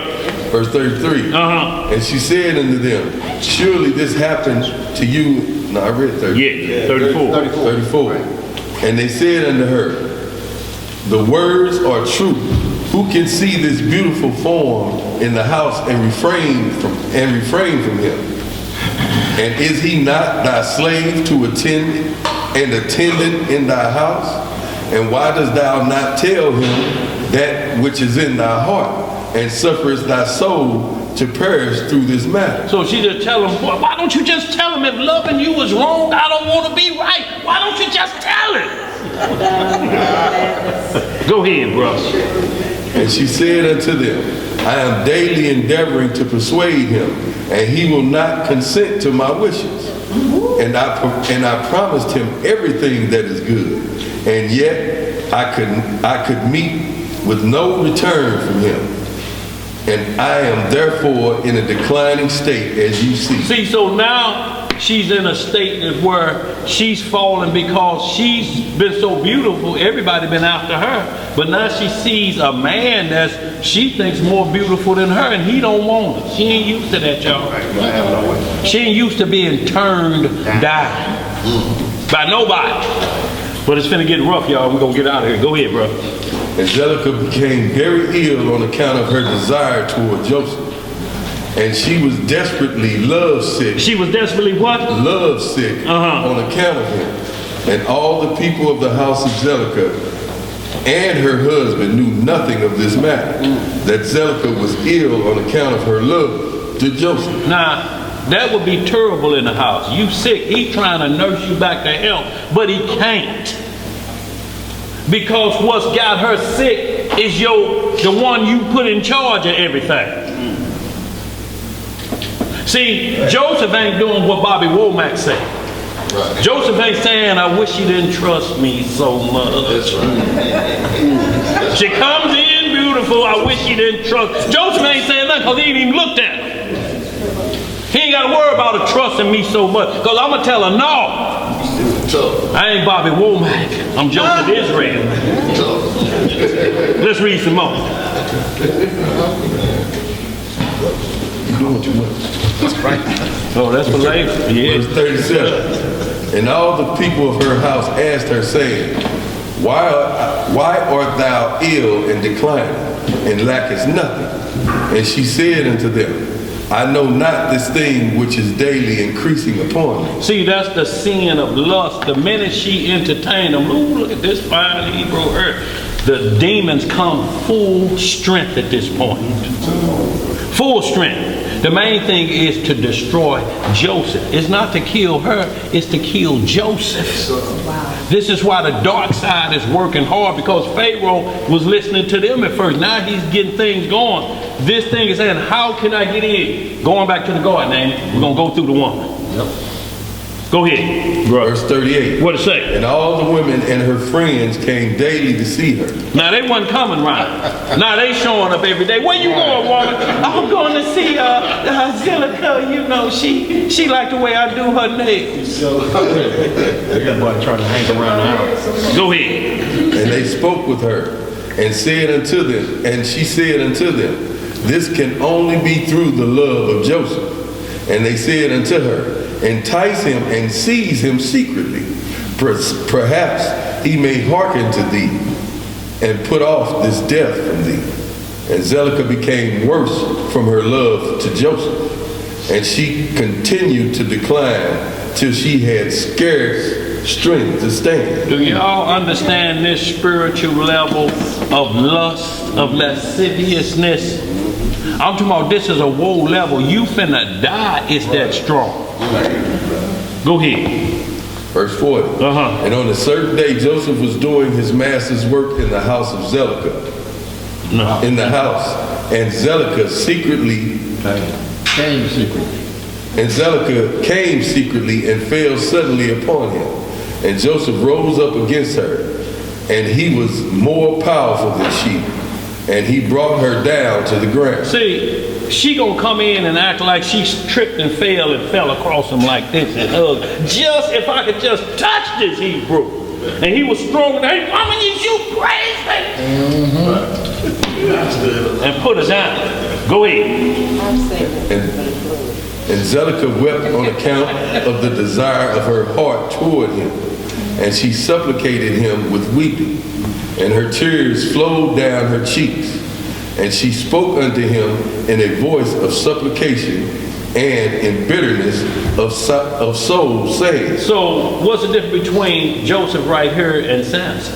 Because Delilah was weeping too, wasn't she? Mm-hmm. But what'd he do? He fell. Why? Because he always had his head in her lap. Mm-hmm. And made him feel guilty. Samson, you done lied to me these 3 times. Why you keep lying to me? Woe Samson down, the strong man. Go ahead. Verse 42. Hast thou ever heard, seen, or known so beautiful a woman as I am, or better than myself, who speak daily unto thee? fall into decline through love for thee, confer all this honor upon thee, and still thou wilt not hearken to my voice? See, it's like a young man when Good Times first came out. This would be like Thelma coming on to you like this. And been mighty rough. Yeah, I don't think I'm gonna make it. Would have held down. I don't know no brother in the 70s that would have. I don't think I'd have made it. No, can't do it. No. Go ahead, bro. And if it been through fear of thy masters, lest he punish thee, as the king liveth, no harm shall come to thee from thy master through this thing. Right.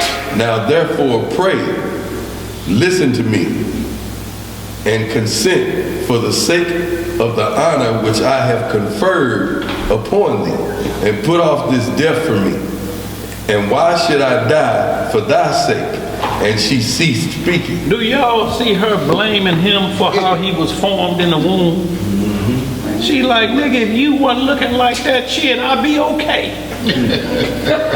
Yeah. Now my husband ain't the finest, but he don't look like Bill Duke when he was crying in car wash when they looked at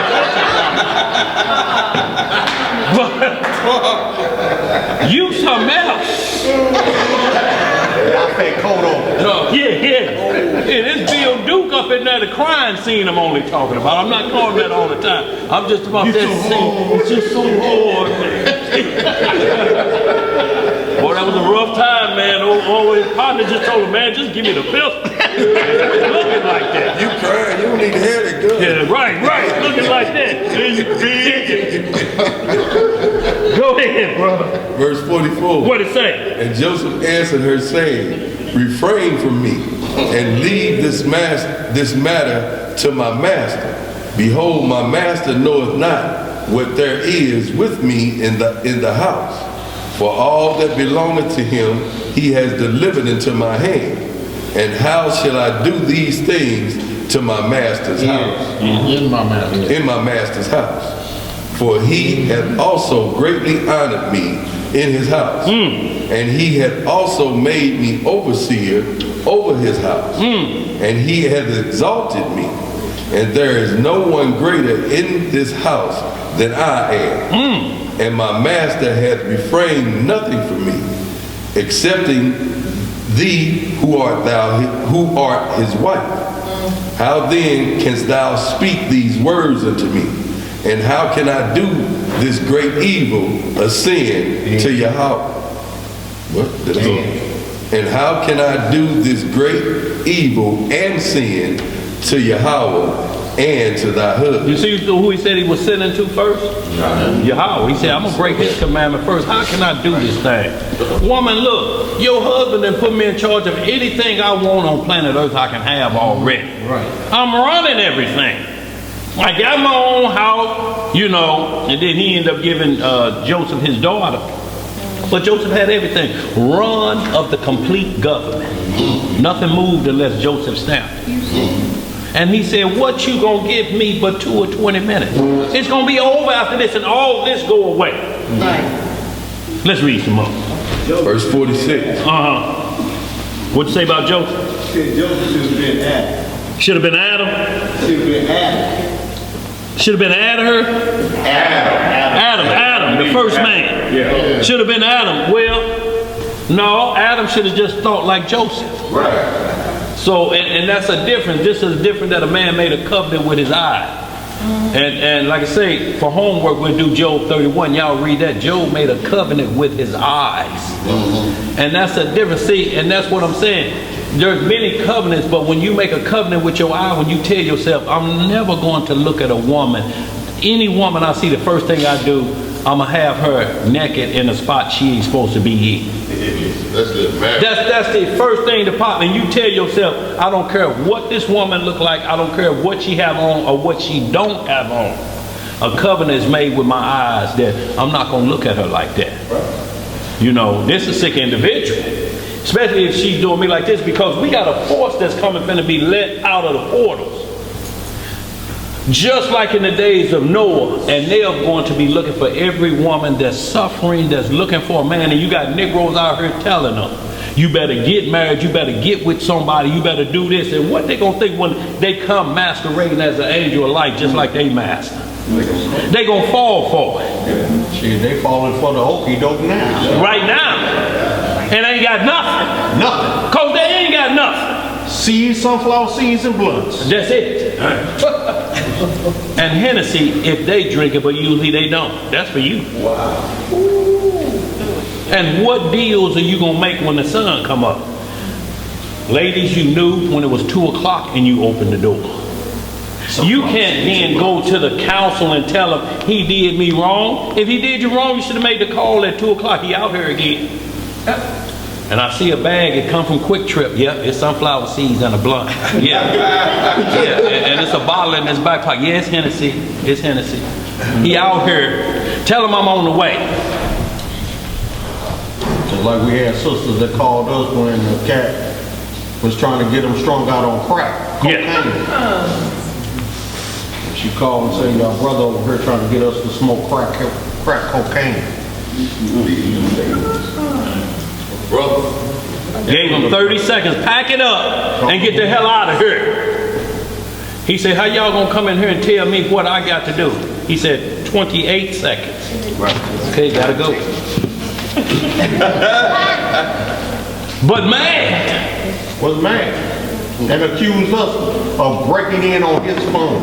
Wow. Y'all just mad because I was getting ready to have some fun and y'all wasn't. This was a reply to us. Well, that's a shame, bro. Well, we say you ain't gonna have no fun at least today. Not today you ain't. That's right. Let's read some more. Yeah, we're gonna get caught up on this and get on out of here. Verse 46. What it say? Now therefore refrain from me, and speak no more such words as these, for I will not hearken to thy words. But Zelicah would not hearken to Joseph when he spoke these words unto her. But she daily enticed him to listen to her. And it was after this that the brook of Egypt was filled above all its sides, and all the inhabitants of Egypt went forth. Now let's skip down to 52 for time's sake. Y'all fill in the blanks, y'all keep reading. Go ahead down to 52. Verse 52. And Joseph returned and came to the house, and passed from thence to the place of his seat. Right. And he sat down to do his master's work as usual. And behold, Zelicah came to him and stood before him in princely garments. And the scent from her clothes was spread to a distance. So she got on the top perfume, y'all. I'm talking about see it was spread to a distance. Picture her at the bar at the club and you smell it in the parking lot when you get out. You're like, uh-oh, something fresh up in there. From a distance. She got on the best. She's dressed up. She like, well, maybe it's how I need to dress to draw him to me. Go ahead, bro. As she hastened and caught hold of Joseph and his garment, and she said unto him, you gonna give me a... No.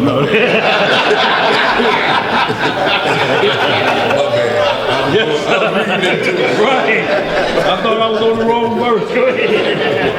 As the king liveth, if thou wilt not perform my request, thou shalt die this day.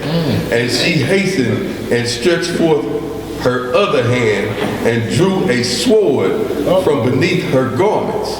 And she placed it upon Joseph's neck. And she said, rise and perform. No, she wasn't talking about stand up. Go ahead. Rise and perform my request. And if not, thou diest this day. Now, what is they going to do? She got a blade in his neck like this. And she say, rise. How? Ain't nothing going on. I mean, come on. This swimming pool shrinkage for me. You know, put a blade right there. Ain't nothing going down under them conditions. And now look, this is right there, ain't it? Yes, yeah, it is. Go ahead, bro. Give it to me. Verse 54. And Joseph was afraid of her at her doing this thing. And he rose up to flee from her. And she seized the front of his garment. And in the terror of his flight, the garment which Zelicah seized was torn. And Joseph left the garment in the hand of Zelicah and fled and got out and he was in fear. See, he just pulled out of it. You know, somebody grab him, you just slide out of it and they got it open. She like, this boy just don't want nothing. Every man in the kingdom want me, and he done run off from me like this. What? But she knew he wasn't a sissy.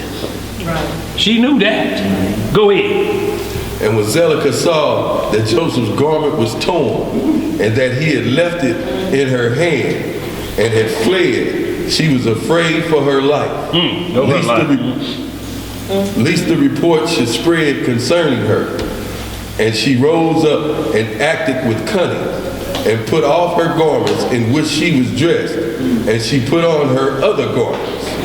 And she took Joseph's garment, and she laid it beside her.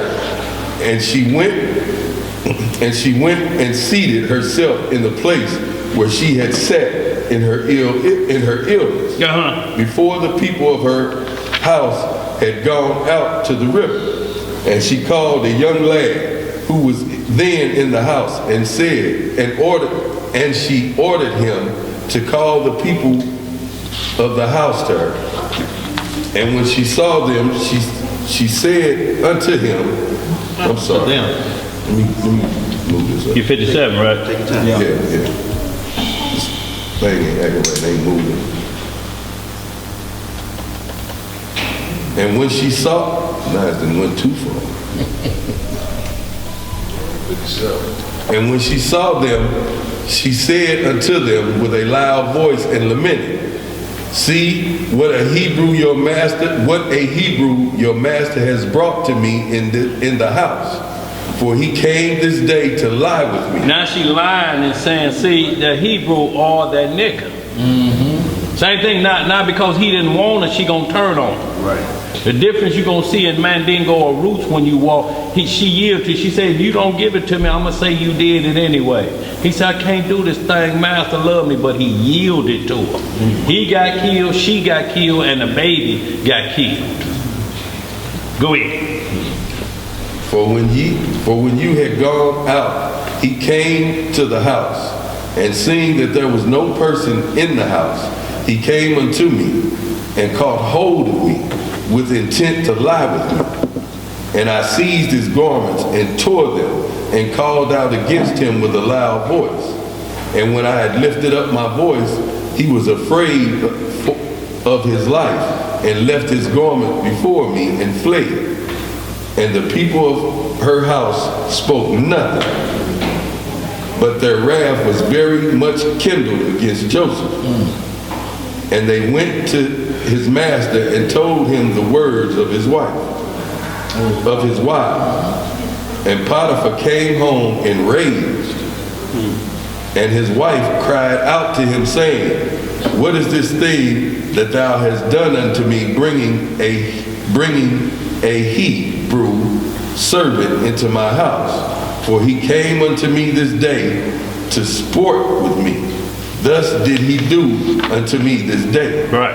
Ain't that familiar with heathen women of America blaming a Hebrew boy, whistling and touching them or falling upon them, and then they get murdered for no reason, and the white heifer die on her deathbed and tell the world that she lied? Yo, because they know what they're calling an animal or a slave is God's people. They can see that light on them. They said, how can anybody be brought to this status and they look like this? There's something special about it. I'll give up everything for it. And men, and likewise, you can't give up everything for that, because we see kings like Herod. He was in love with his niece. He was married to a mama that was still married to his brother. And he was lusting for his niece right in front of her mama. She like, yeah, turn them hips up about 10 more miles per hour. Really swift. Yeah, I think we got it now. Because John the Baptist had been telling you, you can't be doing that. You can't be at your brother's wife, but he had took another step. He like, not only am I at her, I'm at the daughter. And he was so ate up, he said, I will give you half the kingdom. Once it comes out of your mouth, it can't be taken back. His mama said, tell him to put John the Baptist's head on the charge. Cut his head off. That hurt him because he was cool with John.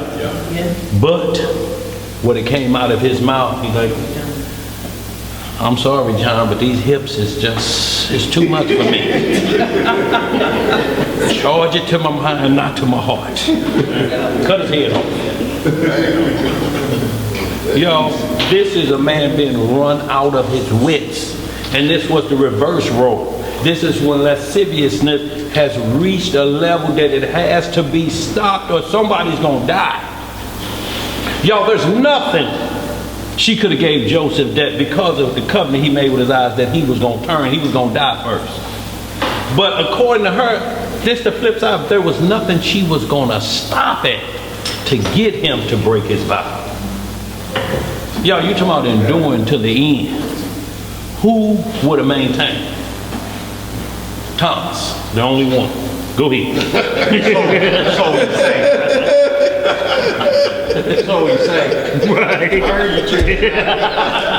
Let's get it. You still claiming that? Come on, let's get this, y'all. We're going to get on out of here. 62. And Potiphar heard the words of his wife, and he ordered Joseph to be punished with severe stripes. With severe what? Stripes. Now he ain't whooping him. He ain't whooping him because he believed it. He whooping him because of what he looked like, and then my woman lusting after you more than me. He's actually punishing him. He know the truth. Right. He know the truth. He know this boy. But he's whooping him because my woman loves him more than she loved me. And not only that, he empowered. And if how that looks? If he didn't, then who you think gonna step in next in line to get at his woman? Pepe the gardener. Let's get it. Go ahead, sis. I don't know what it is with you and Pepe. Yeah, but that's what you always see on them shows. The gardener ain't. Huh? He cleaning the pool with no shirt on. Ain't that racist man? Glistening, all the gardeners. I ain't seen no brothers out there yet cleaning the pools because we don't go swimming. Look, you see us, we got on gators at a swim party. Women got fresh hairdos. Yeah. They ain't getting in the water. Yeah, we like looking good around. No, Pepe's in the water.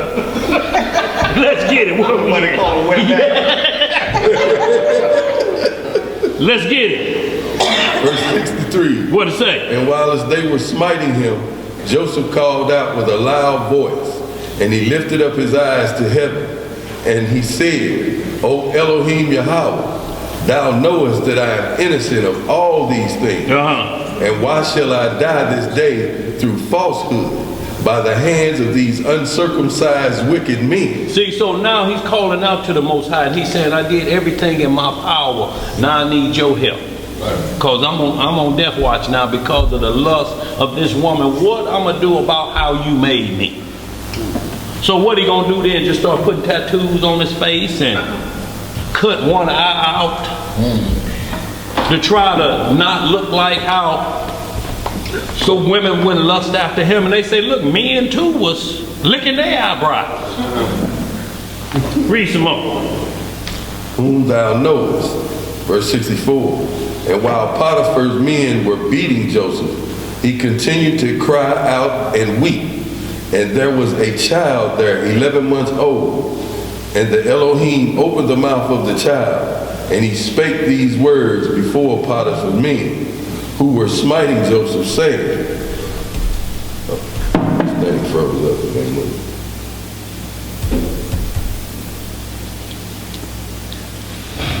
Y'all read all that. We're going to skip down to the last verse for time's sake. And I just want to read the first 5 verses of Job 31. Just hit this verse 80. 80.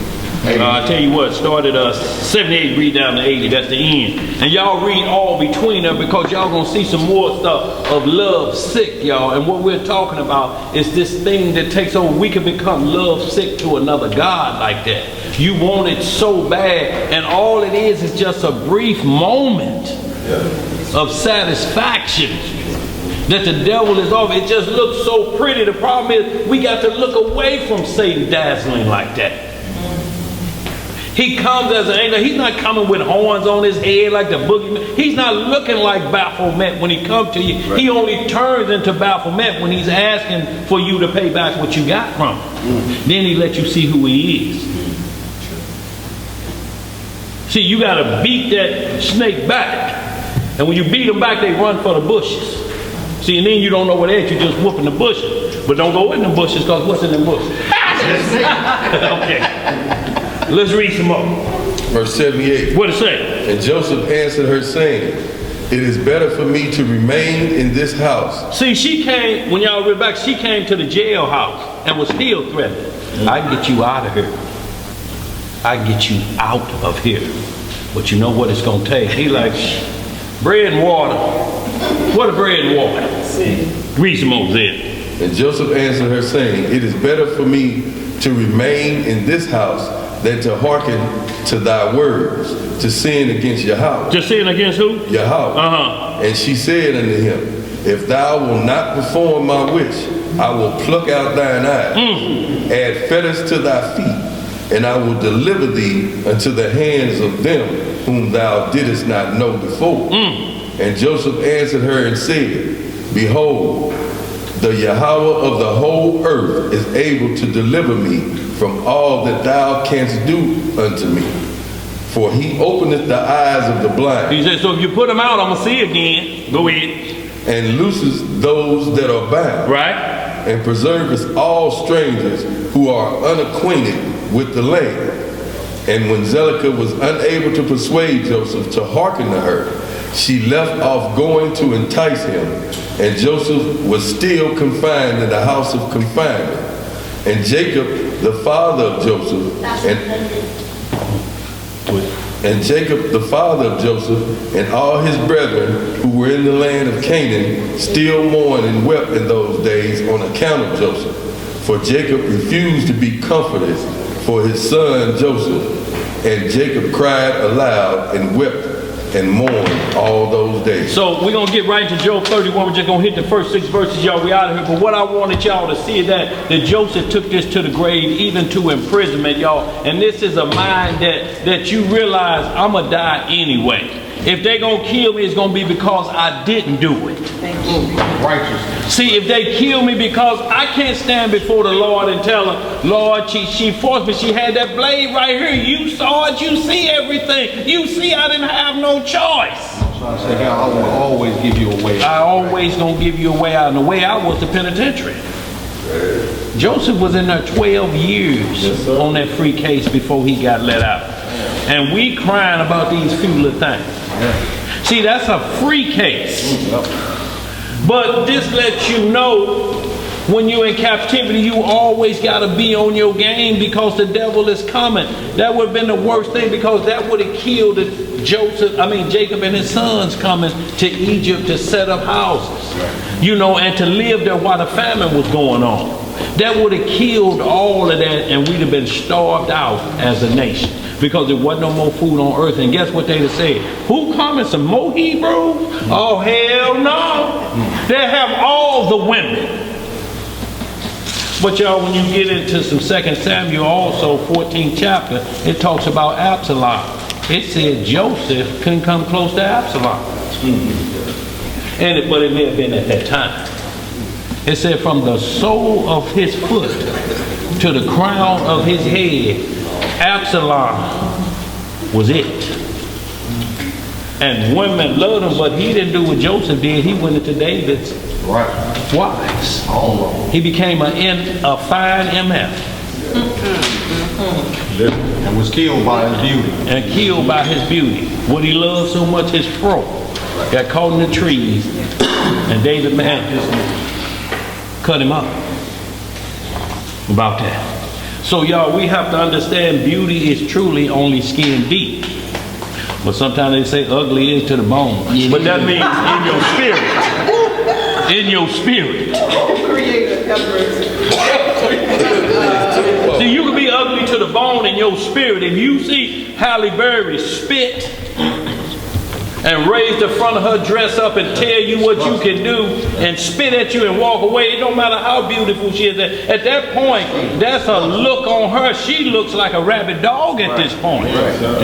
You can't see. There's some ugly to the bone just came out. Yeah, like you said, a beautiful woman without discretion is like a golden earring in the snout of a weed. Yeah. Real quick, y'all. Job 31, 1 through 6, y'all, we're going to close out. What you got, sis?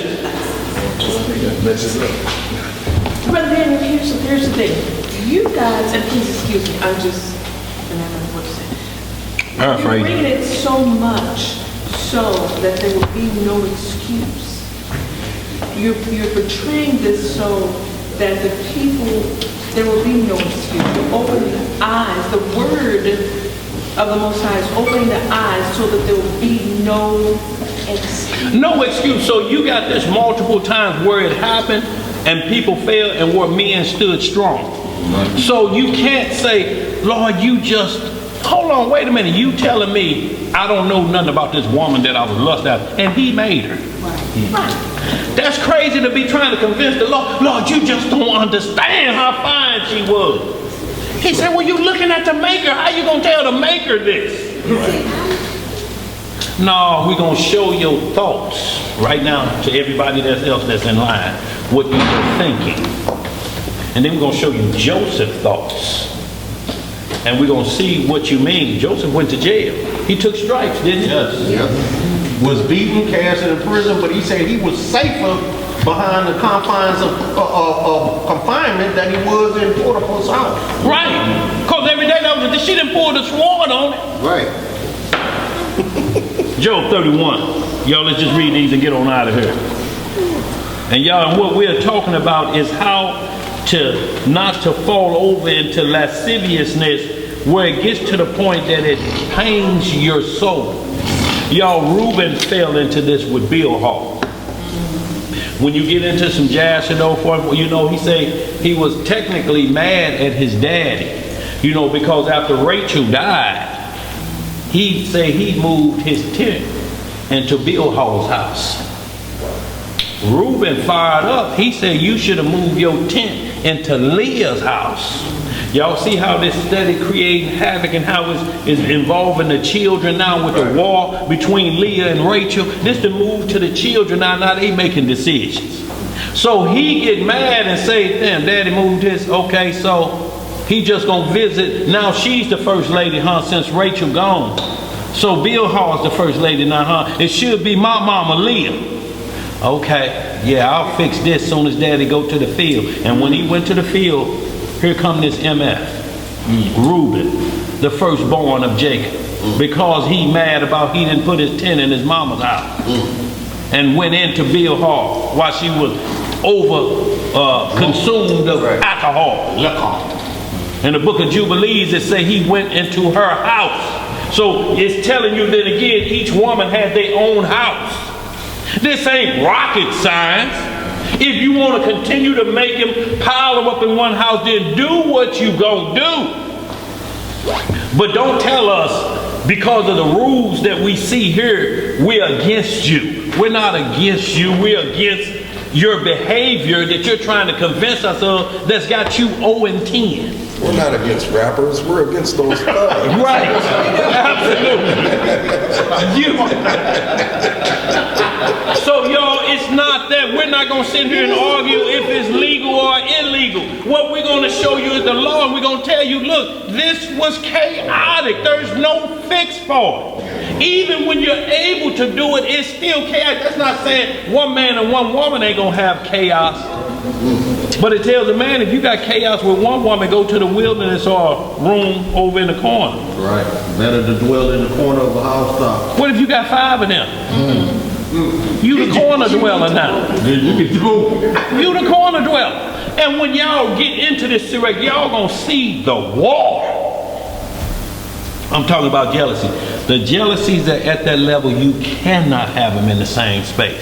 They're going to forget that they're sisters. If she come out of that room smiling and ready to cook breakfast, and the other one didn't come out like that, that's going to be a problem. He loves her more than me. Then it's going to spread to the children. In the same house, y'all, it's going to be chaotic. When you come home, how you going to make them straighten your faces up? Hug each other. You're going to be doing that every day. Hug each other like y'all love each other. Can't, I'll hug her like you was hugging her last night. Okay. Wow. See, y'all, it's there for a record. It's not saying it's illegal. It's just telling you, if this didn't work being done the right way, how you think it's going to work in you 0 and 10? Let's finish this Job up, y'all. Get out of here. Job 31, 1 through 6. Go ahead, bro. Ariel, you got it? Who got it? Yep. We're reading in the book of Job. In the 31st chapter, we'll start our reading at verse 1. It reads, I made a covenant with mine eye. What did he do? Made a covenant with mine eye. Right. Why then should I think upon a maid? See, it didn't say look, but what should he do? Think. See, where does the thought process come from? Does it come from the eyes or the mind? Mind. Okay, go ahead. Verse 2. For what portion of Yah is there from above? And what inheritance of the Almighty from on high? See, because the Most High made these women so beautiful, and you saying, Lord, you gave me these eyes, but they were for looking, not for lusting. Right. You can admire the beauty of the Most High's work. You can say that is a beautiful woman, but that's as far as it can go. If you strip that woman down, there's going to be a problem. Because the beauty is truly only skin deep, it's not internal. Your thoughts is not to marry her and go meet her parents. You're not thinking that. How you thinking that you circle the club parking lot one more time? Now you got an 18-year sentence, a child in her belly. And mad. And you mad at her. Damn, you want to be mad at yourself, but you don't want to blame yourself. Ain't never happened to me. I done circled the parking lot many times and got away with this. Well, this time you didn't. You were desperate. Lust was on you. You just didn't want to go home. What you got back there, bro? That's the same as 1 Corinthians chapter 6, verse 15 through 20. What it say? What it says in 18, he that committed sin, he committed the sin without the body, without the body of Christ. Yeah. Right? Yeah. But he that committed fornication sinned against his own body. Yes, sir. And that's what we're talking about, because the mindset ain't on marriage. The mindset is I'm at the club, I've been drinking, and so far I'm not lucky yet. And they got the lights on. That's a problem. They done turn on the lights. Yeah, it's over now. Go ahead, bro. Let's finish this up. Go ahead, bro. Going home solo. Solo.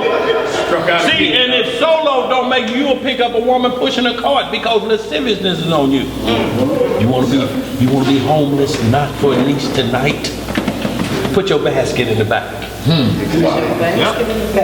You don't care at this point. There's got to be some relief. Right, can't go home. Let's get it. Verse 3. What it say? Is not destruction to the wicked and a strange punishment to the workers of iniquity? Doth not he see my ways and count all my steps? If I have walked with vanity, or if my foot hath hastened to deceit, let me be weighed in an even balance, that Yah may know mine integrity. Yes, sir. You want more? Yes, sir. I want down the twist. All right. If my step hath turned out of the way, and mine heart walk after mine eyes. What does his heart walk after? After mine eyes. See, you can't let your eyes cause you to sin. That where you see somebody, look, cause Beyonce is married to Jay-Z, you can't lust after her. Still Jay-Z's wife, and whether they on the dark side or not, whatever they practicing, don't give you the right to look at her and say, that bell pepper nose nigga ain't doing nothing. She needs me. She cut out all that to the left talk once she get with me. So what are you gonna do? Gonna whoop this out of her? He gonna be left and you ain't got no money. He be doing the left talking. Right. See, but what happens is you're not seeing. You're saying he's not worthy to have this woman that I'm lusting after. That's why I say be careful not to marry a singer. Right. Because she's every man's desire. Right. Singing them words to her. Boy, come on. You think she's singing to you? Baby boy, you on my mind. Boy, come on. Go ahead. And if any blot had cleaved to mine hand, then let me sow, and let another eat. Yeah, let my offspring be rooted out. Y'all see that? He like, if I'd done anything wicked like that, curse my seed. Go ahead. Verse 9. What it say?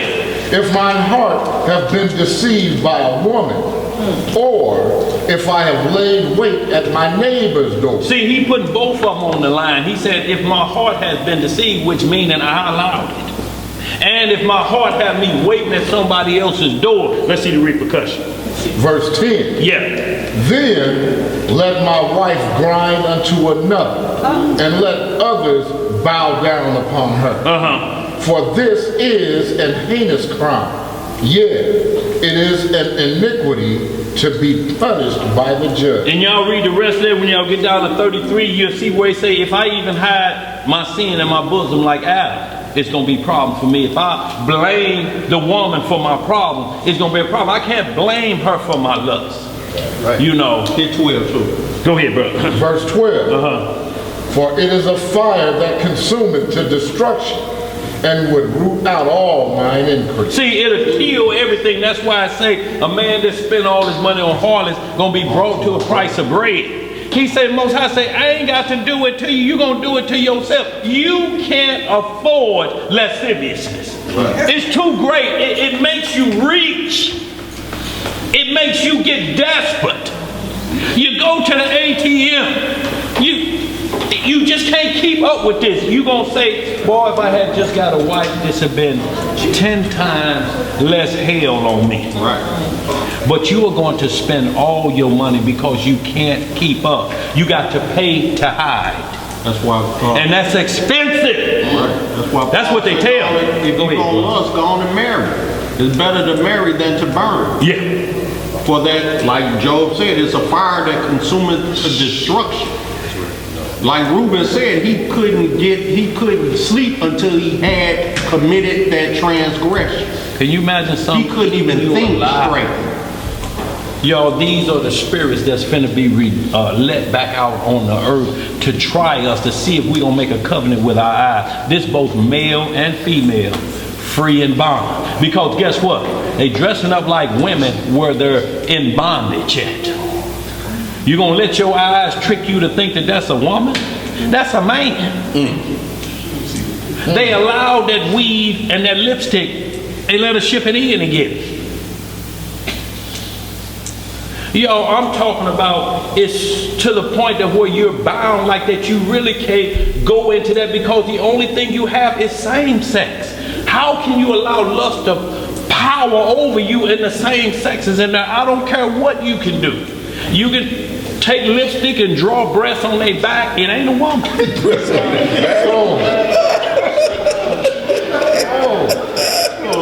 Look, y'all, and I'm just telling y'all stories of what brothers talk about. His brother say he had his wife ship her underwear there after she had worn for 4 days in a row, and he was selling 50-cent sniffs. Negroes was lined up like it was free chicken. Well, look at what Erica Badu doing. That's the same thing. She's selling perfume and selling her drawers. Oh yeah, she did come up with a perfume. Because it smells like her. Got some of her undergarments in it that's been burnt up, the ashes of her undergarments. And that's perfume now. And she's done sold out. This is witchcraft, and she's a Buddhist, and she's a practicing witch. But she's doing these rituals and selling them, and sold out. Sold out in 19 minutes. Sold out. Then put all them boys out of penitentiary, out of work now. And she delivers babies. Yeah, but if you notice, every Negro that done got with her became crazy. Flip they wig. Flip them out, boy. Y'all think about this. The first thing she did was walk naked down the street on her video. Took off her clothes. All her clothes and walked down the street and didn't look and just did it on the regular street. Didn't have it set up like people came. She just say, this is where we're going to film at. I'm going to get out right here. The people was looking like, what the hell? You just can see the reactions on their faces because they like. And walk naked. Now she's selling her scent. And it's sold out. Now what's going to happen when a woman pull open that sock drawer of her husband and that sin is in there? All type of spell. Huh? Witchcraft, baby. Yeah, it's all witchcraft, man. She's learned to bottle up these demons and she's selling them. And so what are you going to have on your mind if you with your woman or you there by yourself? You smelling them things and whooping yourself like it owe you money. See, this is, y'all, we getting to them levels.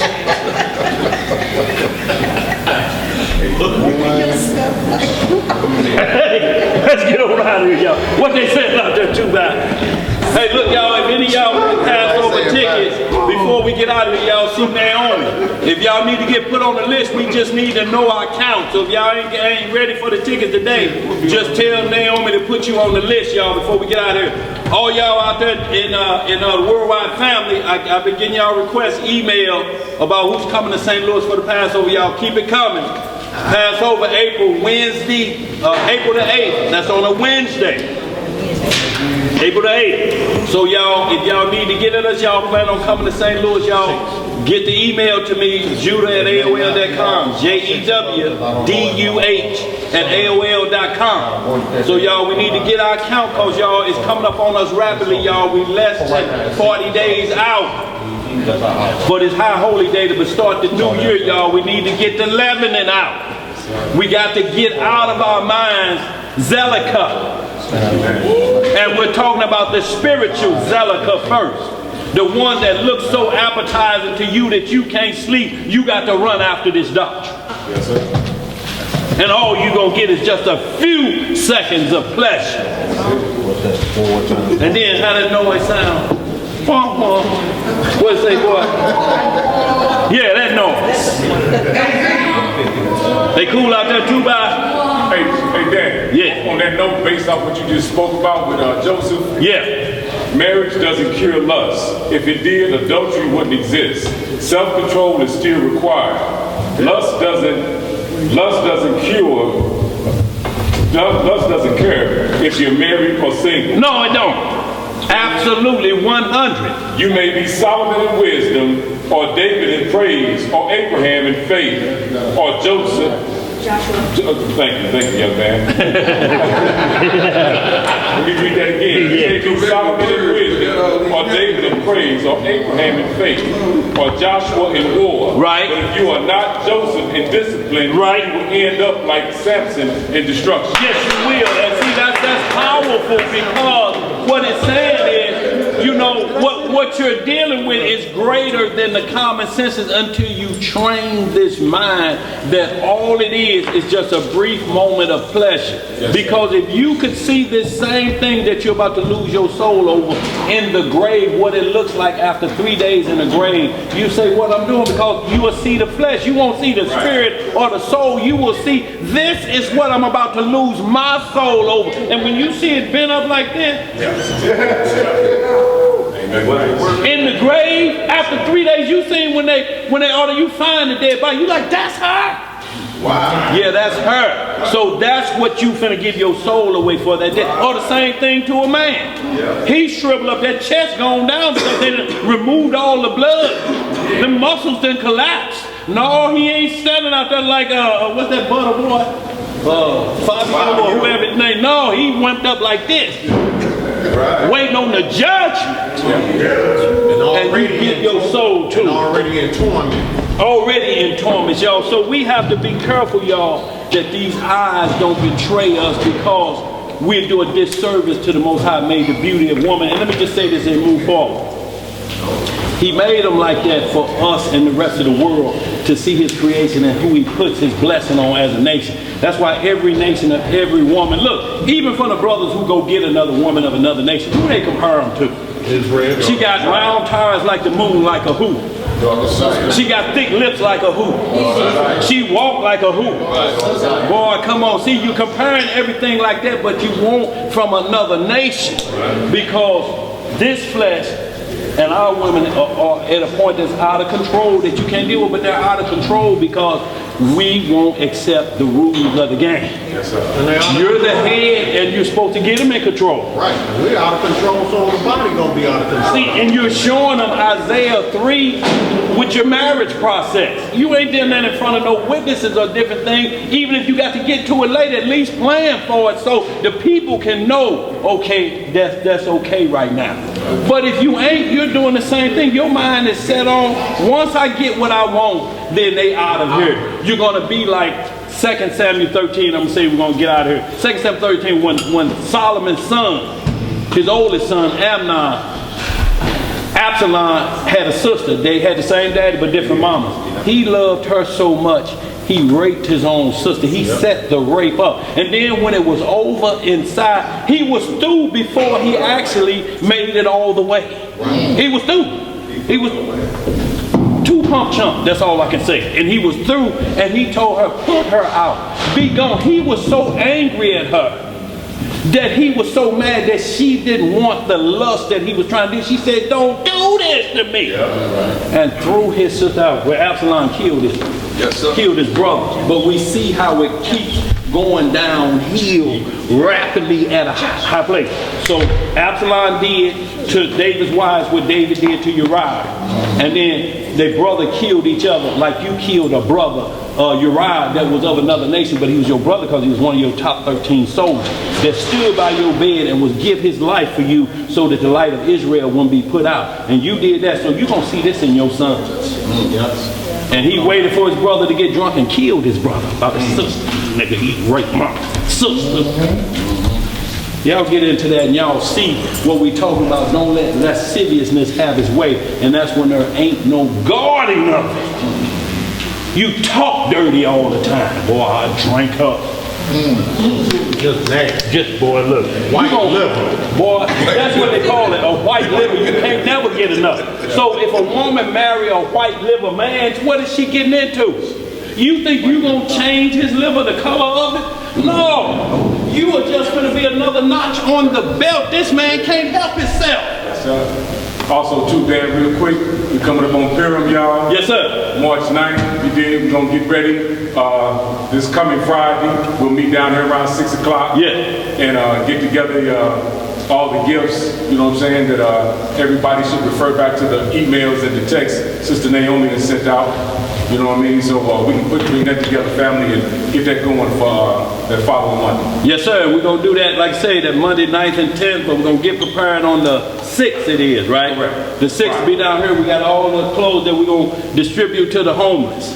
Go ahead, Iman, what you got?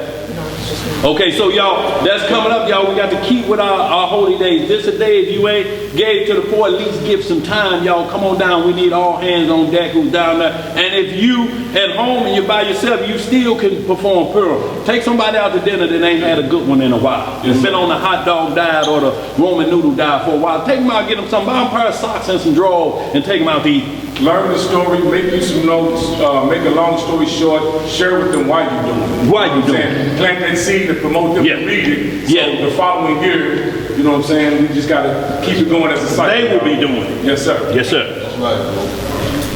What you got? So we're going to get this closed in prayer with the Most High's permission. In the name of His only begotten Son, our Lord and Savior, Yahshua HaMashiach. Long live the King. Long live the King. Reading in the book of Psalms, in the 111th chapter, it reads, Praise ye the Most High. I will praise Yahweh with my whole heart, in the assembly of the upright and in the congregation. The works of the Most High are great, sought out of all them that have pleasure therein. His work is honorable and glorious, and his righteousness endureth forever. He hath made his wonderful works to be remembered. Yahweh is gracious and full of compassion. He hath given meat unto them that fear him. He will ever be mindful of his covenant. He hath showed his people the power of his works, that he may give them the heritage of the heathen. The works of his hands are verity and judgment. All his commandments are sure. They stand fast forever and ever, and are done in truth and uprightness. He sent redemption unto his people. He hath commanded his covenant forever. Holy and reverend is his name. The fear of the Most High is the beginning of wisdom. A good understanding have all they that do his commandments. His praise endureth forever. Hallelujah! Say loud! Y'all got a shekel or two, y'all was greatly appreciated. Thank you, Worldwide Family, those of y'all who contribute to continue the message to go forward. Appreciate it, y'all. Love y'all. One love.